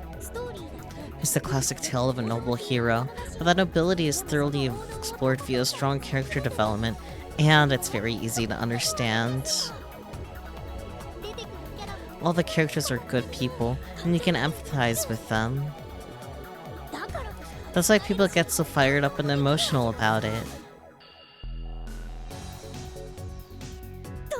So, I'm betting you want to jump right in, don't ya? Want to marathon the whole thing from episode 1, don't ya? Don't ya? Akio's eyes sparkle as she attempts to innocently appeal to me. She's like a little boy talking about his hero.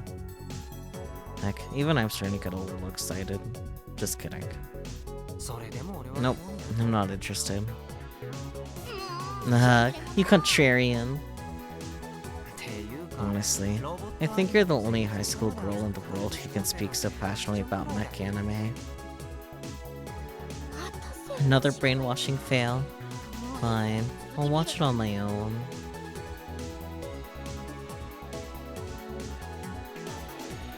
Akiho sulks and goes back to appreciating Gun Vero.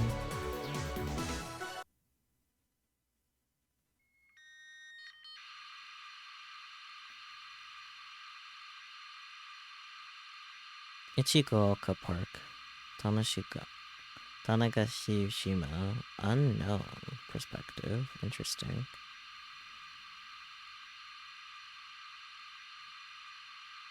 The metal tower stands high above ground, quietly, yet accurately transmitting its noise into space. It's as though it's absorbing sound from its surroundings, converting it into the noise it emits. The chirps of cicadas and crickets, the flaps of bird wings, even the sounds of leaping insects. No matter how carefully one listens, such sounds do not exist here. The 30-meter radius surrounding the tower resembles a geyser spewing into the depths of hell, where death flows freely throughout the air. The grating noise is akin to a scream echoing from the underworld. Verification test in progress. In the space filled with the silence of death, a young girl whispers. Reporting test, number 2887. Her bare feet produce no sounds with each step she takes. The girl looks up at the sky and whispers to nobody. Presently Japan Standard Time, year 2019 AD, month 6, day 12, hour 18, minute 9. She holds a single, pure white feather in her hand. No change in status. She whispers mechanically, with no sign of emotion.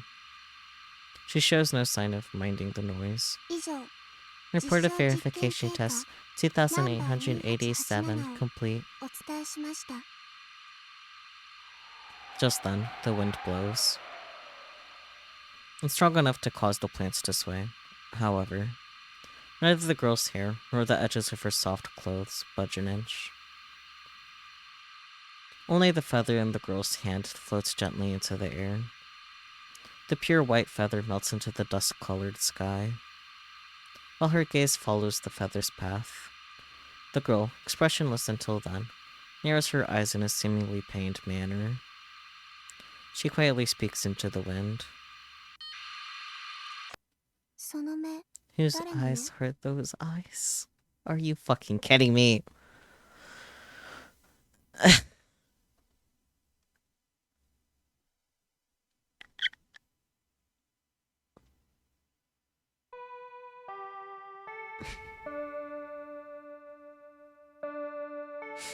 The first bell of the morning rings as we exit the bus and head for the entrance.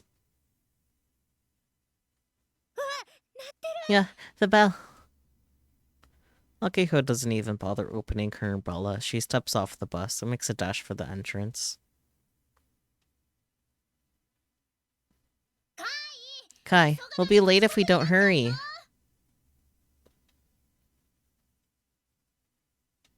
She briefly turns back to me, but I wave her off with my hand. I'm sure they'll let it slide if I'm just a few minutes late. I stroll to the entrance by myself. At that moment,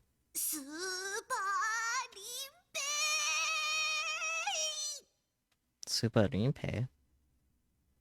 I hear the strange shout of a girl and stop cold. That voice came from the gymnasium, didn't it? The door's still open, so I take a look. I see a lone girl inside. The first bell already rang, so what's she doing? There's nobody else around. The judo club uses the gym for morning practice, so I assume she was one of them, but there's no judo in sight. On closer inspection, I recognize her small animal-like stature, short haircut, and boyish baby face. I'm pretty sure she's one of my classmates. What's her name? I can't remember. I don't think we've ever really spoken to each other. I look through the tag information on my Pokecom. Oh right, she's Daitoko Juna. Now I remember. We were in the same class last year. And she's in the karate club? Yeah, that matches up. She must be doing a kata right now. She suddenly yet furiously repeats a series of defensive body movements. The combination of precise movement and silence creates a unique sense of tension in the air. The speed at which she moves her fists is hard to follow by eye, and her occasional jump kicks are razor sharp. But they seem kinda weak. Maybe it's because she looks like a little boy. Or are katas like this no matter who does them? Anyhow, why is she practicing at a time like this? In her school uniform, no less. She lets out a kind of cute shout as she thrusts her fist in front of her. She straightens out and bows. I guess she's done. She wipes the sweat from her brow like she's just finished a hard day's work and turns to exit the gymnasium. That's when she notices me.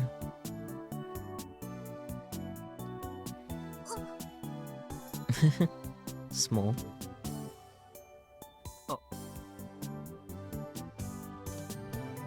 Our eyes meet. To be honest, we aren't familiar enough to exchange morning greetings. Heck, I have no idea if she knows who I am. But now we've clearly made eye contact. I can't just walk away without saying anything. I decide to greet her. Morning, Daitoko-san. Yashio-kun? Are you getting wet standing there? She seems to remember my name at least. Yeah, a little.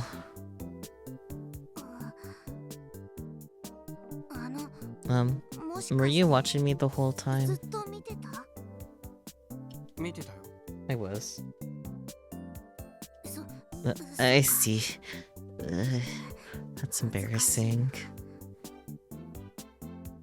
She starts squirming, her face bright red. She looks even more like a small animal now. Do you always do this around this time? No, just today. My little brother came down with a cold this morning, so I couldn't practice at home.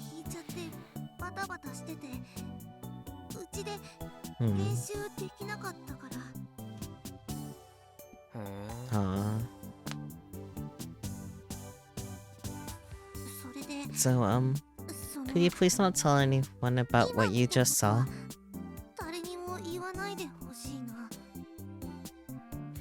Why not? Because it's embarrassing. It is. It is.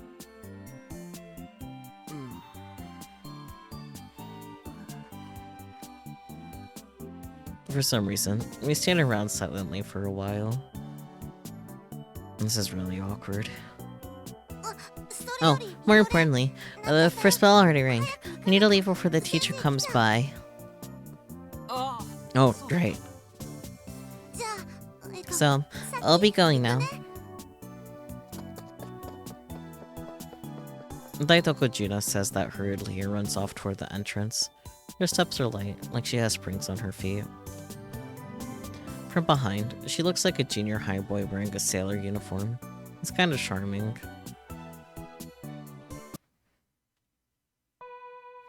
I glance outside the window and see no sign of the rain stopping. It's been coming down hard since this morning. It's a little chilly in short sleeves. But hey, it's finally lunchtime. I watch my classmates pull their lunches out from their bags. The class rep stands in front of the blackboard. I'll be collecting money for lunches now. Now what should I do? It's raining, but I'm thinking I'll just grab some bread and music because it's on story end. Class 3-2, Robotics Research Club members Sonomiya Akiho-san and Yashio Kaito-kun, please come by the faculty room. I repeat, Robotics Research Club members Sonomiya Akiho-san and Yashio Kaito-kun, please come to the faculty room.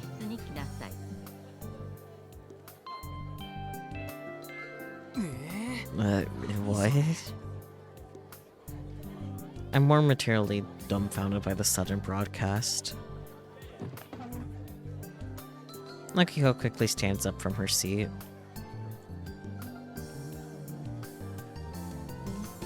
When our eyes meet, she flashes me a triumphant grin. The time has come. Has it really though, Aki-chan? Our classmates are giving us weird looks. Yashio, what the hell you do? Maybe the robotics club's finally getting disbanded? You should challenge the vice principal to a match to save your club. Ignoring their heckling, I shrug my shoulders as I exit the classroom.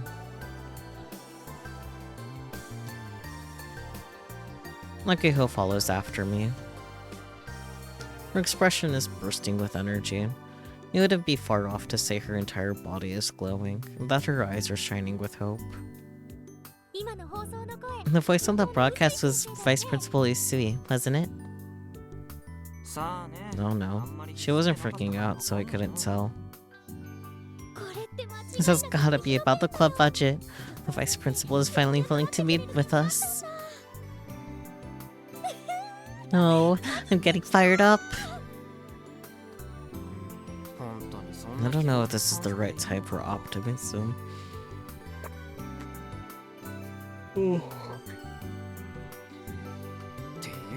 Also, where did I get called into?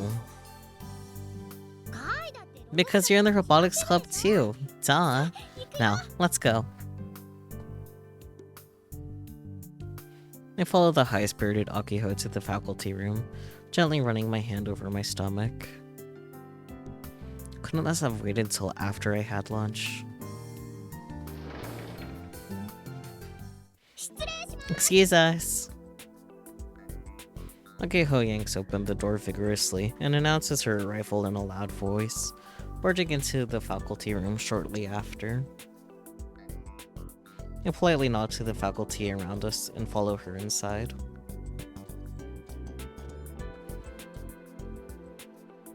As I explained, this whole thing started with Akiho. In April, there was a student council meeting. Club budgets were to be determined there, so Akiho attended and demanded a tenfold increase to our funding.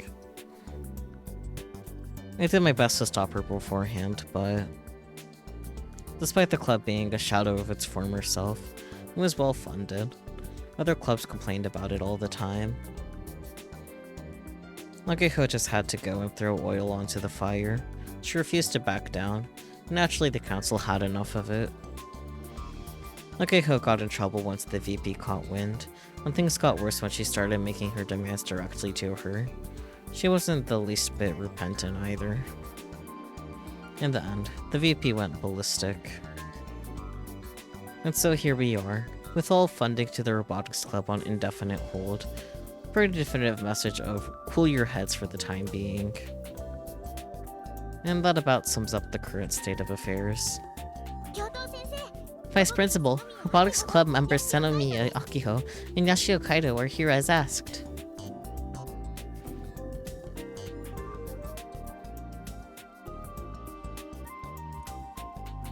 The Vice Principal looks at Akiho and responds with silence. Her intensity alone makes me want to get the heck out of here. Vice Principal Usui started working at the school 4 years ago. She seems like a very uptight, stubborn mom who'd be obsessed with her parents' education. The type that doesn't smile much and is ridiculously strict with her students. During assemblies, she loves to bark orders hysterically at the student body using the mic on stage. People here are fairly easygoing, which makes her pretty unusual. Then again, I guess there are some faculty members who don't live on the island. Nevertheless, the vice principal looks as menacing as always today. It's extremely clear to me that she's in an awful mood. I don't think this is going to go as well as Akiho seems to believe.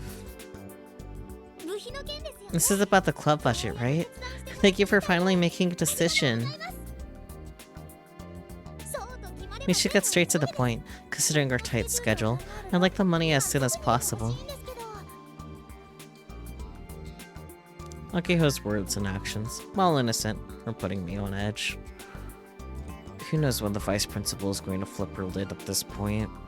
Senomiya-san, it seems you have yet to cool your head. Huh? Very well. I'd once again like to hear your justification for such a senseless club funding request.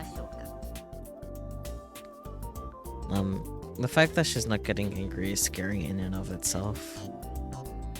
She normally starts squawking out a stride about now, but this calmness makes me feel like she's in control. Oh, come on. There's no need for that. I've already told you a bunch of times. That's precisely why I said again.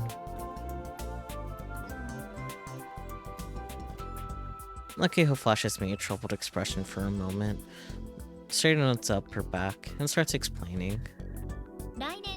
The Tokyo Expo takes place in February of next year. With robots from around the world set to appear there, this expo has already been nicknamed the Robot Expo by many. This is the important part. During the expo, there's going to be a contest held among all displays.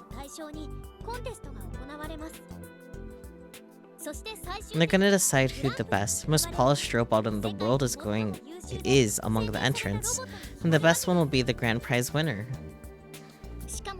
Unlike previous expos, this one is open to the general public, so we can compete too.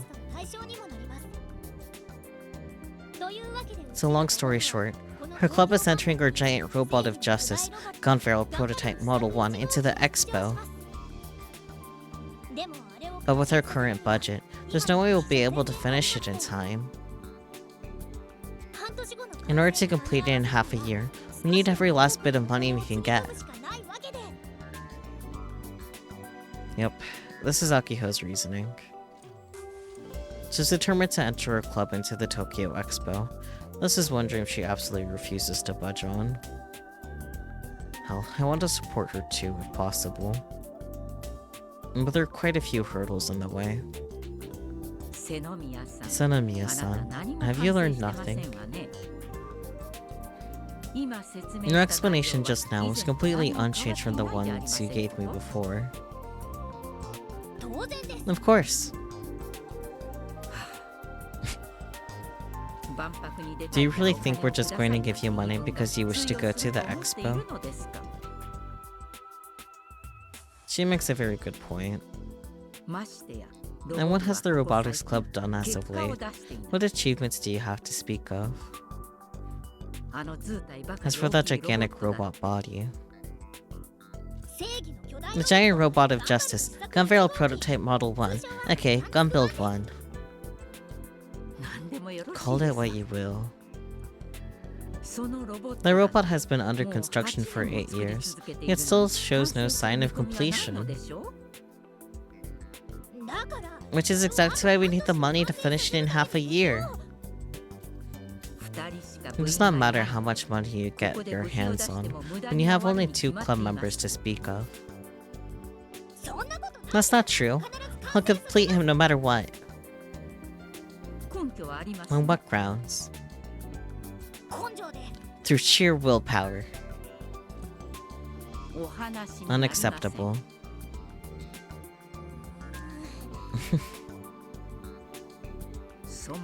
At any rate, does the robot have to be that large?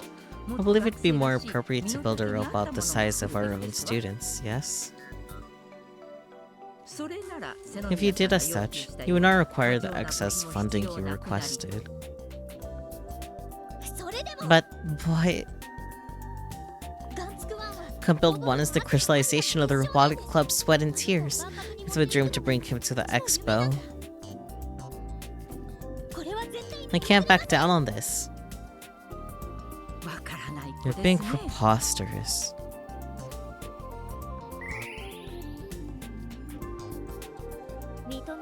No one likes to admit to them, to the mistakes they made because of their youth. Excuse me?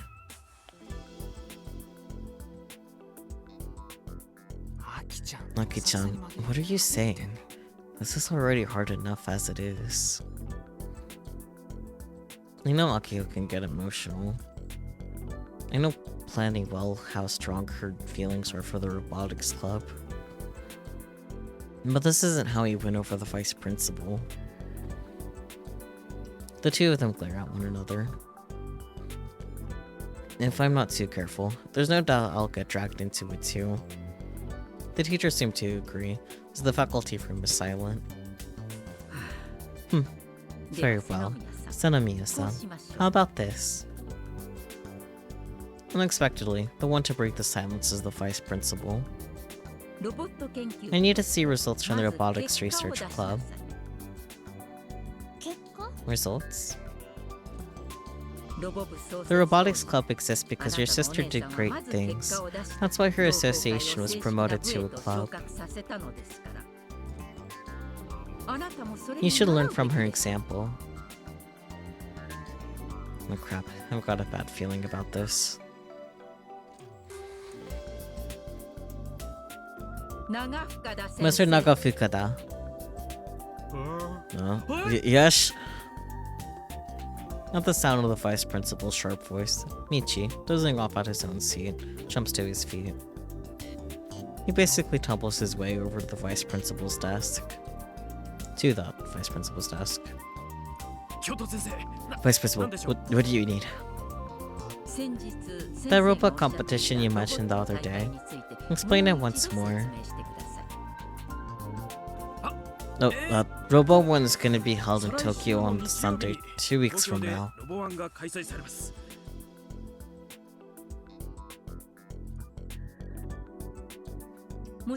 Naturally, you're aware of this, Sanamiya-san. Robo 1 is a hobby robot competition. Entrants from all over Japan pit the robots against each other in combat. Its history goes back over 15 years, and due to the robot's boom, broadcasts of Robo 1 get high viewership ratings. The year that the Robotics Club began as a student association, they won the championship in their debut appearance. And that victory is what the vice principal was referencing earlier. That was the great thing that Misane-san did, convincing the school to promote the association to a club. Although these days, it's just some past glory that'll remain forever out of reach. And you want us to enter? That's correct. However, you must not just enter. You must win. What? That's what it means to produce results. If you can produce such results, the school will consider your funding proposal, Sanamiya-san. However, should you lose... The vice principal clears her throat, seemingly creating a dramatic pause on purpose. The Robotics Club will be disbanded, effective immediately.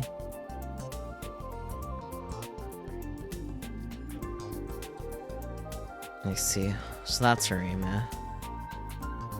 Pretty underhanded tactics for an adult, I gotta say. The large robot you have been building will also be disposed of as scrap. Wait, that's a bit too... We'll do it. What? You just have to win, right? That's a promise. You definitely have to keep your word. Of course I will. And the Robotics Club must adhere to these conditions as well. That's impossible. Robo 1 isn't the same as when Misane competed. Plus, neither me nor Akio have been in a competition like that. In other words, this whole situation was manufactured specifically to crush us. And this is kind of unfair. End of discussion. She swats me down like a fly.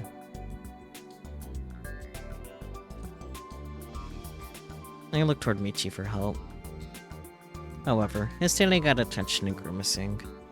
Wait, are his eyes closed? Great. Our teacher has completely surrendered to the VP. What a useless advisor.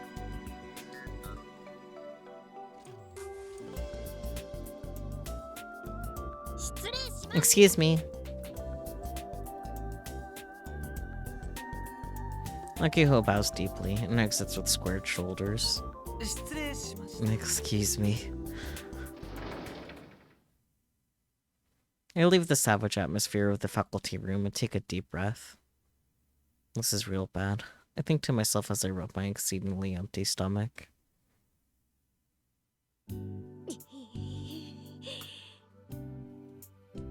Akiho still has this stern expression on her face, standing with her fists clenched tight. I don't want Akiho to push herself too hard. Neither of us are in the physical condition for that. Maki-chan, how about we grab some grub?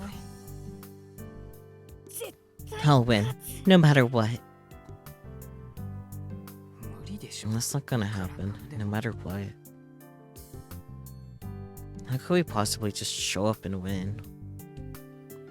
I saw a couple clips of the New Year's Eve tourney online, and the robots were all incredible. Robo 1 isn't something you can just join and win on a whim. We have literally nothing working in our favor right now. It's not possible, Aki-chan. If we're talking go or no-go, it's definitely a no-go. I repeat myself, just to confirm it. The Robotics Club's finished. It's impressive that we held out this long to begin with. I want Akiho to give up. There's nothing wrong with taking it easy.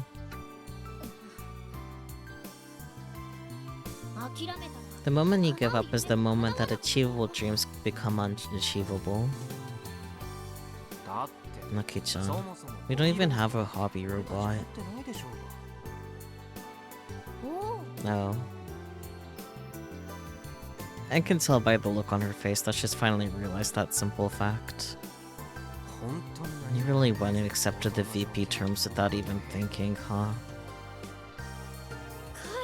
Kai, what should we do? Don't ask me. Jeez, you're so lazy. At this rate, the club's gonna be disbanded. Wait, no. I won't give up. It's fine. It'll work out. After all, positive thinking is my only redeeming quality. Akiho slaps both her cheeks in an attempt to pump herself up, while she tries to convince herself it'll all be okay. Storm and Surge! Blast of Spirit! Come, Pharaoh! Chakeen! In the middle of the hallway, she suddenly thrusts her fist into the air. Come on, you do it too, Kai. Storm and Surge! No thanks. Come on, do it. Not happening. It's way too embarrassing. Sure enough, everyone around us is looking at us. Screaming. Sure enough, everyone around us is looking at us and smirking. Some recognize us as the Robotics Club and immediately understand. If you want me to do it, face me and kill Ballad. No way. In that case, I'm going to get lunch. See ya. My stomach is at its limit, so I leave Akiho and hurry off. Blast of Spirit, come Varel! Despite what she says, I don't see much spirit. I open my umbrella and make my way toward the convenience store. Dreams, huh? Akiho's dream is to enter Gunvero Prototype Model 1 into the expo and win the grand prize. It's fine to have dreams, but right now, we're basically just frogs in a well. Hell, even within that well, we're still failures. Having your dreams come true is great and all. But if everyone's dreams came true, I don't feel like the world could keep turning. Only a handful of people can make their dreams come true. But overwhelming majority of people in the world have no choice but to give up on their dreams. I'm no exception to the rule. Akiho is willing to push herself to the limit from the very beginning.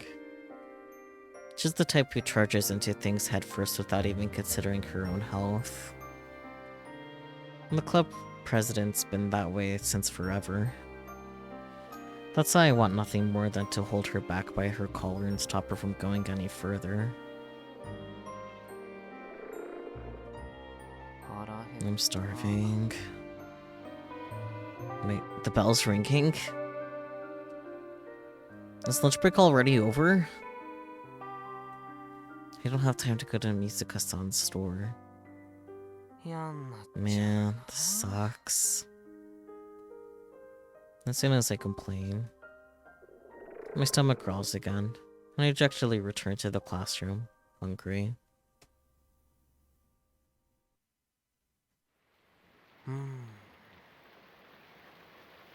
After school, I plant myself firmly in the empty classroom and munch on some bread while diving deep into Kibi. Akiho went off with Michi somewhere and hasn't come back. During our afternoon classes, she seemed to be not really all there. I hope she's okay. As the only other member of the Robotics Club, I should really be there for Akiho, but... in truth, I don't actually want to help. Whoops. This is clearly a trap laid by the VP. We have no way of coming out on top in this, so my efforts would be wasted.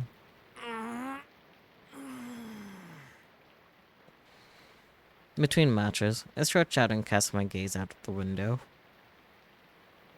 Huge raindrops fall from the sky relentlessly. What's my next move?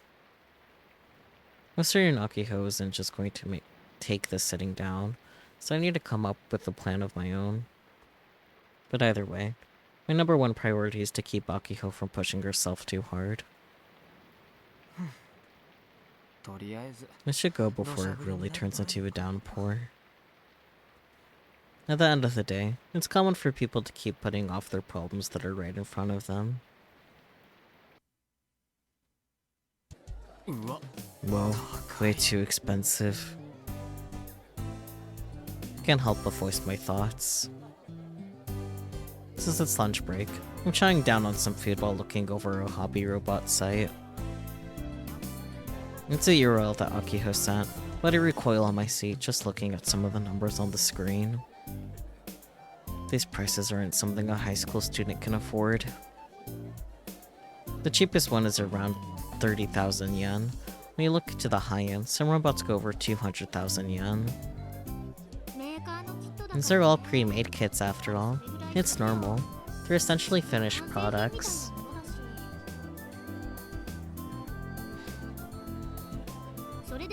But still, they're way cheaper than they were 5 years ago. Akiho had already finished her own lunch, and stands supposedly in front of my desk as she explains. If you get the parts and build it yourself, it'll be even cheaper. Is that what you plan to do? With only 2 weeks left, there's no time for that. Akiho looks up at the ceiling in grief. Then you're going to buy a kit and... That's not possible either. I asked my mom yesterday for an advance on my New Year's money, but she said she's only willing to do 10,000 yen. The bottleneck is the lack of time before the competition. We don't even have time to work part-time jobs. Then it's settled. Time to give up on Robo 1.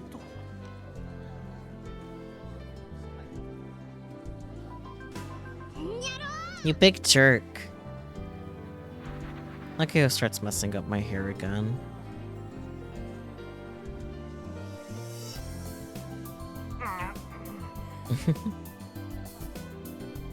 Two strands of my hair fall into the rice in my lunchbox. I quietly pluck them out with my fingertips. Could you not while I'm eating? Why are you always so quick to give up, Kai? We need to struggle more. Well, if you hurry and come up with a solution, be fine and dandy with getting more positive. I'm saying this because I have come up with one. Akio puffs up her chest in pride. So that explains her happy-go-lucky mood this morning. Alright, Madam President. Tell me what the plan is. You want to know? If you do, then you have to beat me in a match of Kill Ballad.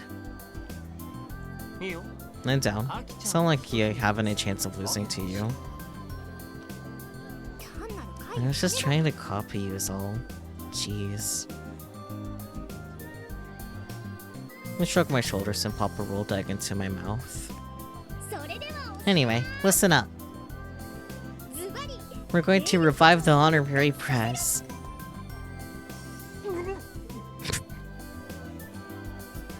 I ended up accidentally swallowing the barely chewed egg. Great idea, right? Please, don't tell me you're referring to the same Tanagabashi Machine 3 that's currently collecting dust in the club room as we speak.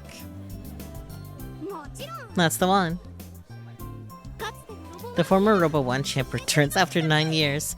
Get hyped. Akiko thrusts her fist toward the ceiling, and her classmates shower her cold glances. It's true that the robot is somewhat of a legend. It's Misane's brainchild, the very same robot that won Robo 1. It now decorates the club room, and we call it the Honorary Prez. But to be frank, it's an antique. Since the robot boom began 5 years ago, tech know-how has evolved. That we could win the pre-boom machine with a pre-boom machine. Besides, does it even work? It doesn't, but it will after an overhaul, I think.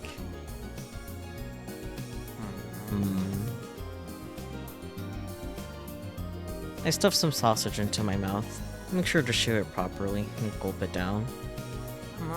Well, do whatever you think you need to. There you go again. I feel like this is someone else's problem. It's not like there's anything I can do to help anyway. This is Akiho we're talking about. She'll start willing trying to fix that antique no matter what it takes. I'll just watch over her progress. After the sausage, I put a pickled plum into my mouth. There we go. And sour flavor spreads out over my tongue, and I can't help but pucker my face in response. Kai. Nakiho suddenly bends forward towards me. Just too close. Aki-chan, do you want a kiss or something? No. You'll help me with the shopping at least, right? Shopping? For parts and stuff. Well, I guess I could. Also, give me one of your apple slices. Man, I wish she could have a clue about how the people around her feel.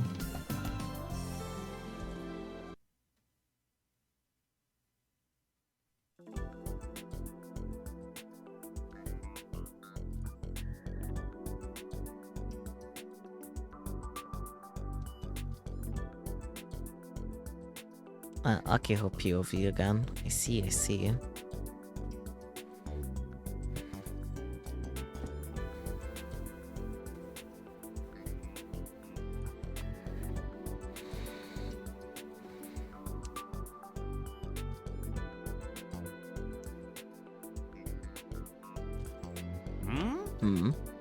The manual for Tanagashi Machine 3.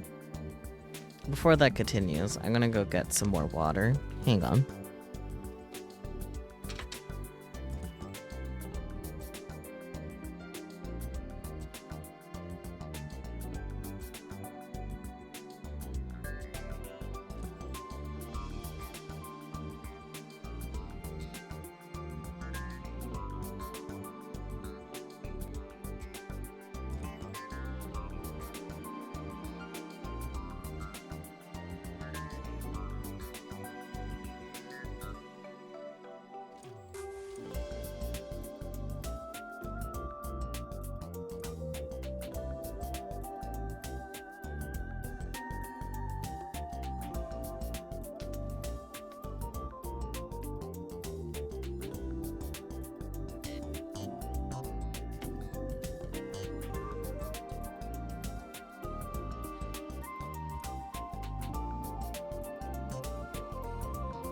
At this rate, it almost feels like phase 1 will never end, man. Phew. Yeah, I looked through the club's inventory, but I couldn't find it. After school in the faculty room, I crouched down and stuck my way between the desks to avoid the VP. Michi's desk is a total mess, and it smells weird. And since it's been raining all day, everything's real musty. I can't help but scrunch up my face at the scent. Well, your sister made that thing, so... If it's not at school, it'll probably be at your house. That's a pro tip.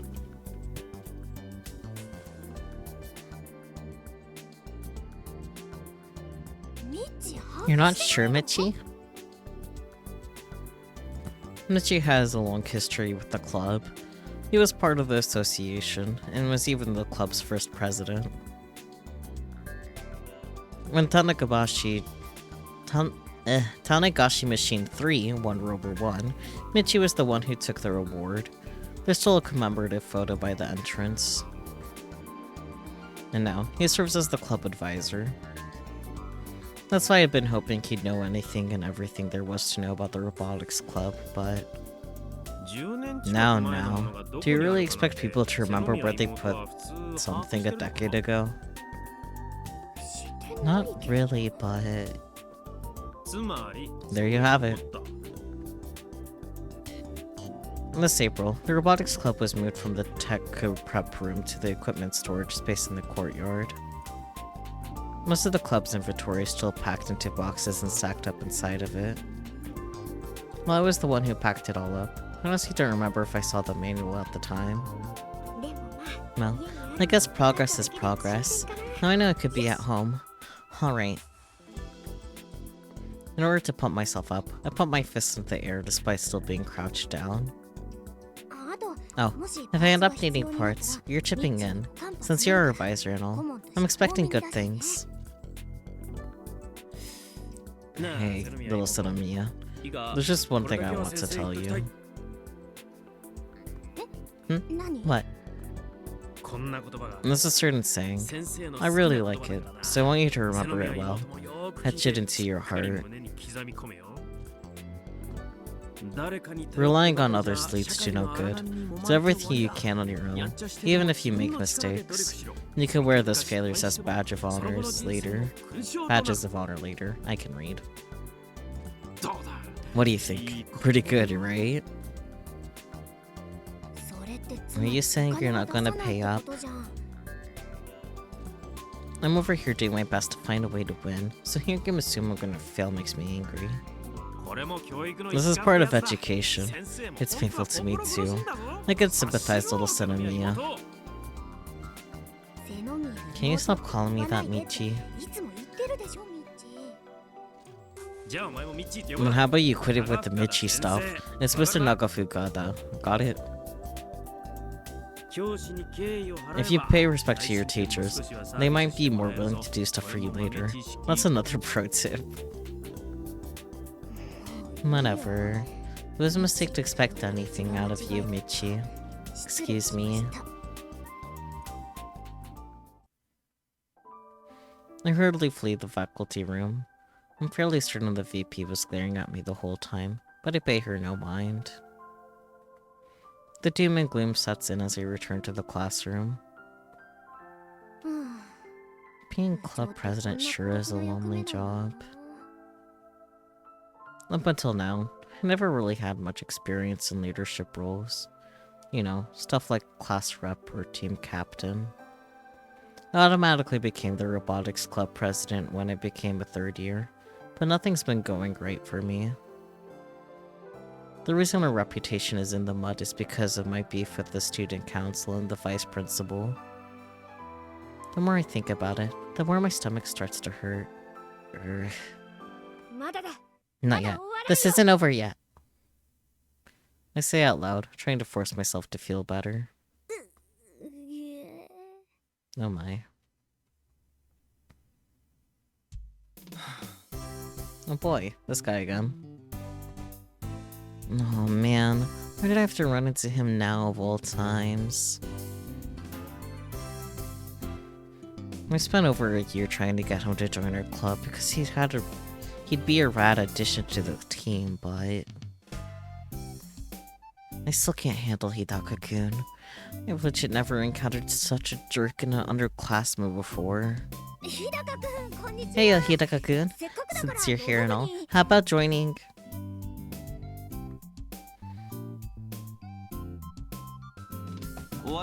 It's over, isn't it? Huh? You said something about it's not being over, but it sounds like you're trying to flee from your club's reality. Look, you heard me talking to myself. This is a wee bit embarrassing. I'd love to erase the last 2 minutes from his memory. Now normally, our conversation would end here. Hidaka-kun never sticks around to talk to me. Today's different. Instead, he's the one who approaches me. I heard you all plan on entering Robo 1. How did you know? The rumor's already spread around the school. Oh, well, that's right. And if you don't, then the Robotics Club is finished. It's hopeless then. Quick and to the point.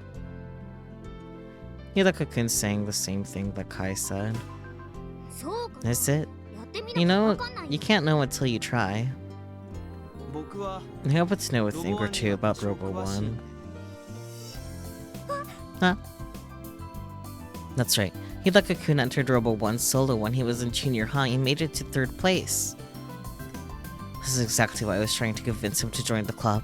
How could I forget something so important? This must be destiny! I can feel my blood pumping as I accidentally voiced my thoughts. I pay little attention to Hidaka-kun's cold gaze. Hidaka-kun, the time has come for you to use the experience of yours for the sake of Robotics Club. The moment I finish speaking, Hidaka-kun shifts his gaze in another direction. I follow his eyes and land at the glass showcase from all the trophies and awards that the various clubs have won.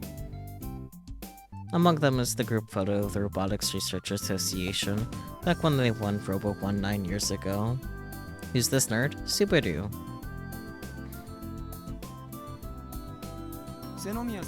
Do you have any experience building hobby robots, Senomiya-senpai? Nope.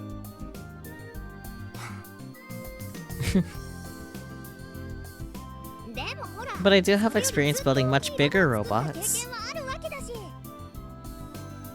Well, to be precise, I haven't actually finished anything. You know how it is. And you think that's good enough to win the championship? I recommend not underestimating Robo 1. The sprite movements are actually 3D models.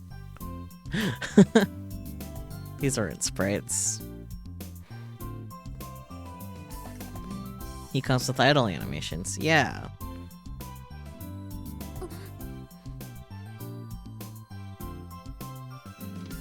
His words bite. It almost feels like he's stuck a needle in my heart. It's a sharp, prickly sort of pain. I'm so shocked by his aggressive words that I can't say a word. No other entrants would have started their preparations nearly half a year ago. They'll be bringing their best machines. And there's no chance that a third-rate amateur like you, entering out of nowhere with zero preparation, could ever win.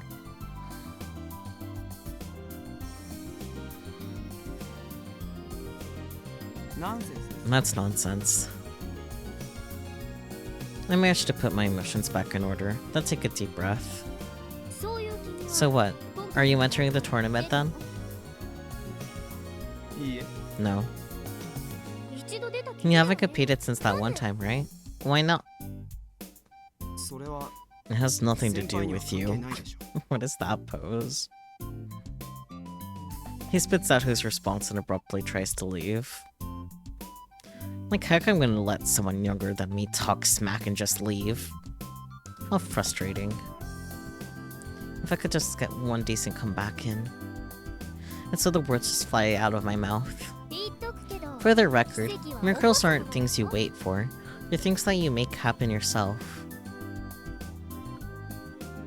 I had my anger behind a calm expression, wiggling my finger in the air like a pendulum. You see that sort of thing happen all the time in mecha anime, right? Like Gun Barrel, for example. That's because Gun Barrel's for kids. It nearly bored me to sleep when I watched it. The story was incredibly cheesy, so I dropped it after season 1. Whoa, hold on. I can't let that one slide. My heart's ablaze now. I'm pretty sure there are literal flames burning in my eyes right now. Mecha anime is all about dreams, hope, and romantic ideals.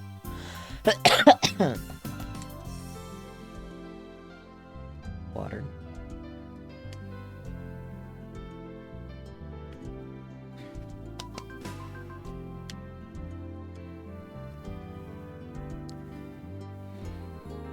Okay, so maybe that one anime with that person isn't really about that stuff, but that's an exception. In fact, that person is the only exception. That line of thinking is actually why, despite the robot boom, Japanese mecha anime is still treated like children's fodder. Yeah, stylized shaders with 3D models are pretty good these days. Yeah. We need mecha anime with more refined and philosophical plots, more realism with a materialism. Yeah, militaristic feel. There we go. I can read words. I don't want any of that. Mecha anime is supposed to get kids excited and fired up. How childish. Not even worth debating.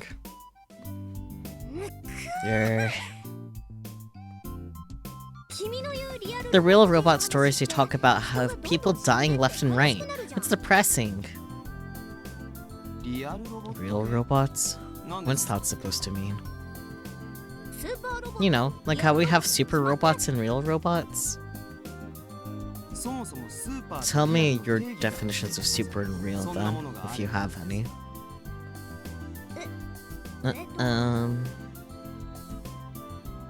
I've never really given it much thought. It's more like a kind of feeling you get. I guess real robots are ones that seem like they could actually exist.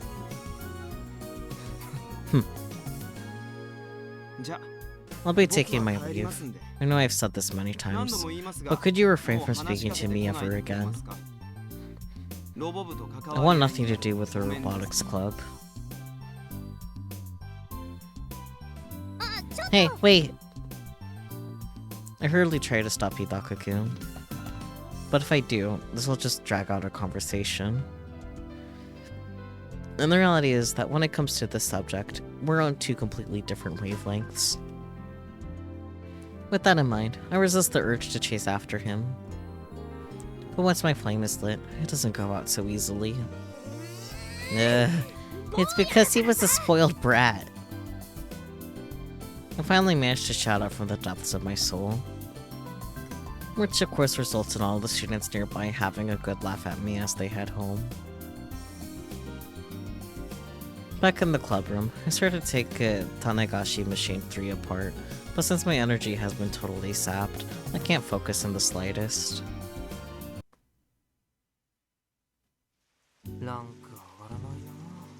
Is phase 1 ever going to end? Screaming.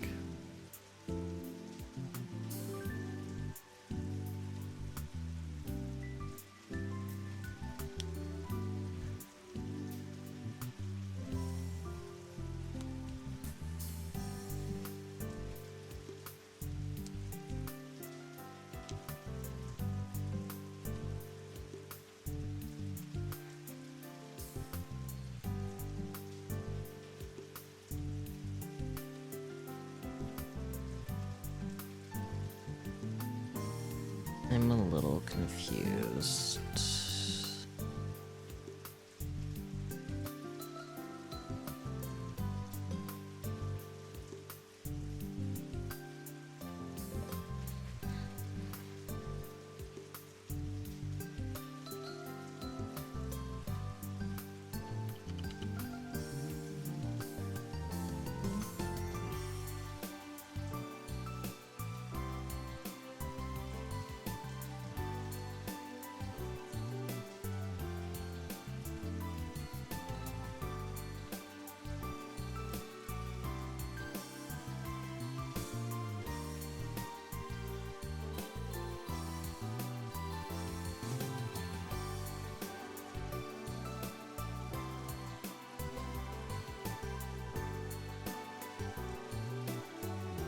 Okay, so it is per chapter, but I don't know how long this is gonna keep going. And I'm tired. I don't feel like finding out. So, If it ends up being stupid short when we continue next week, I'll take that L. But for now, I'm good for tonight. Sleep. Yeah, I'm eepy. I'm just an eepy little boyo. I could have overwritten that save, but that's fine. You do, Beely? Yeah.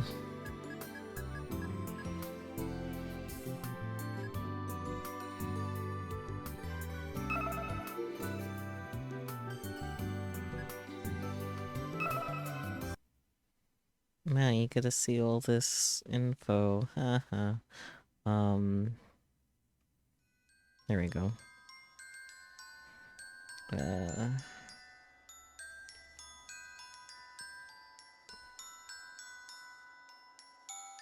I got this. Normally I have my iPad more handy.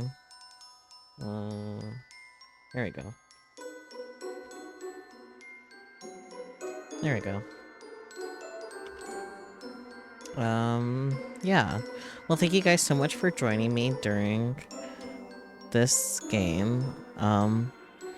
It's been interesting so far.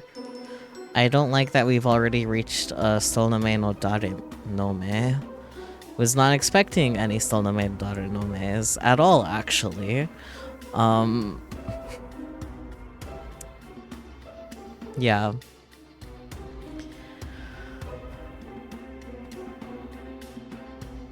But I am interested to see how the game progresses. I really hope it doesn't end up being too terribly long, for, like, each chapter and whatnot, but I'm just eepy. The Phantasm reference was to be expected, but yeah. The Phantasm wasn't even, like, an actual reference properly. It was just, like, in the tips. So. But, yeah. Let's see. If Hiragi, you and I are still alive together, I'm definitely gonna be reading them, but let's see.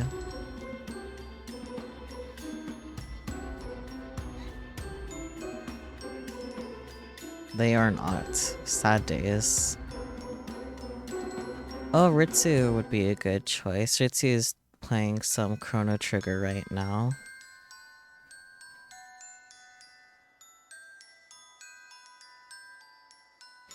Yeah, I think I'm gonna go ahead and read Ritsu.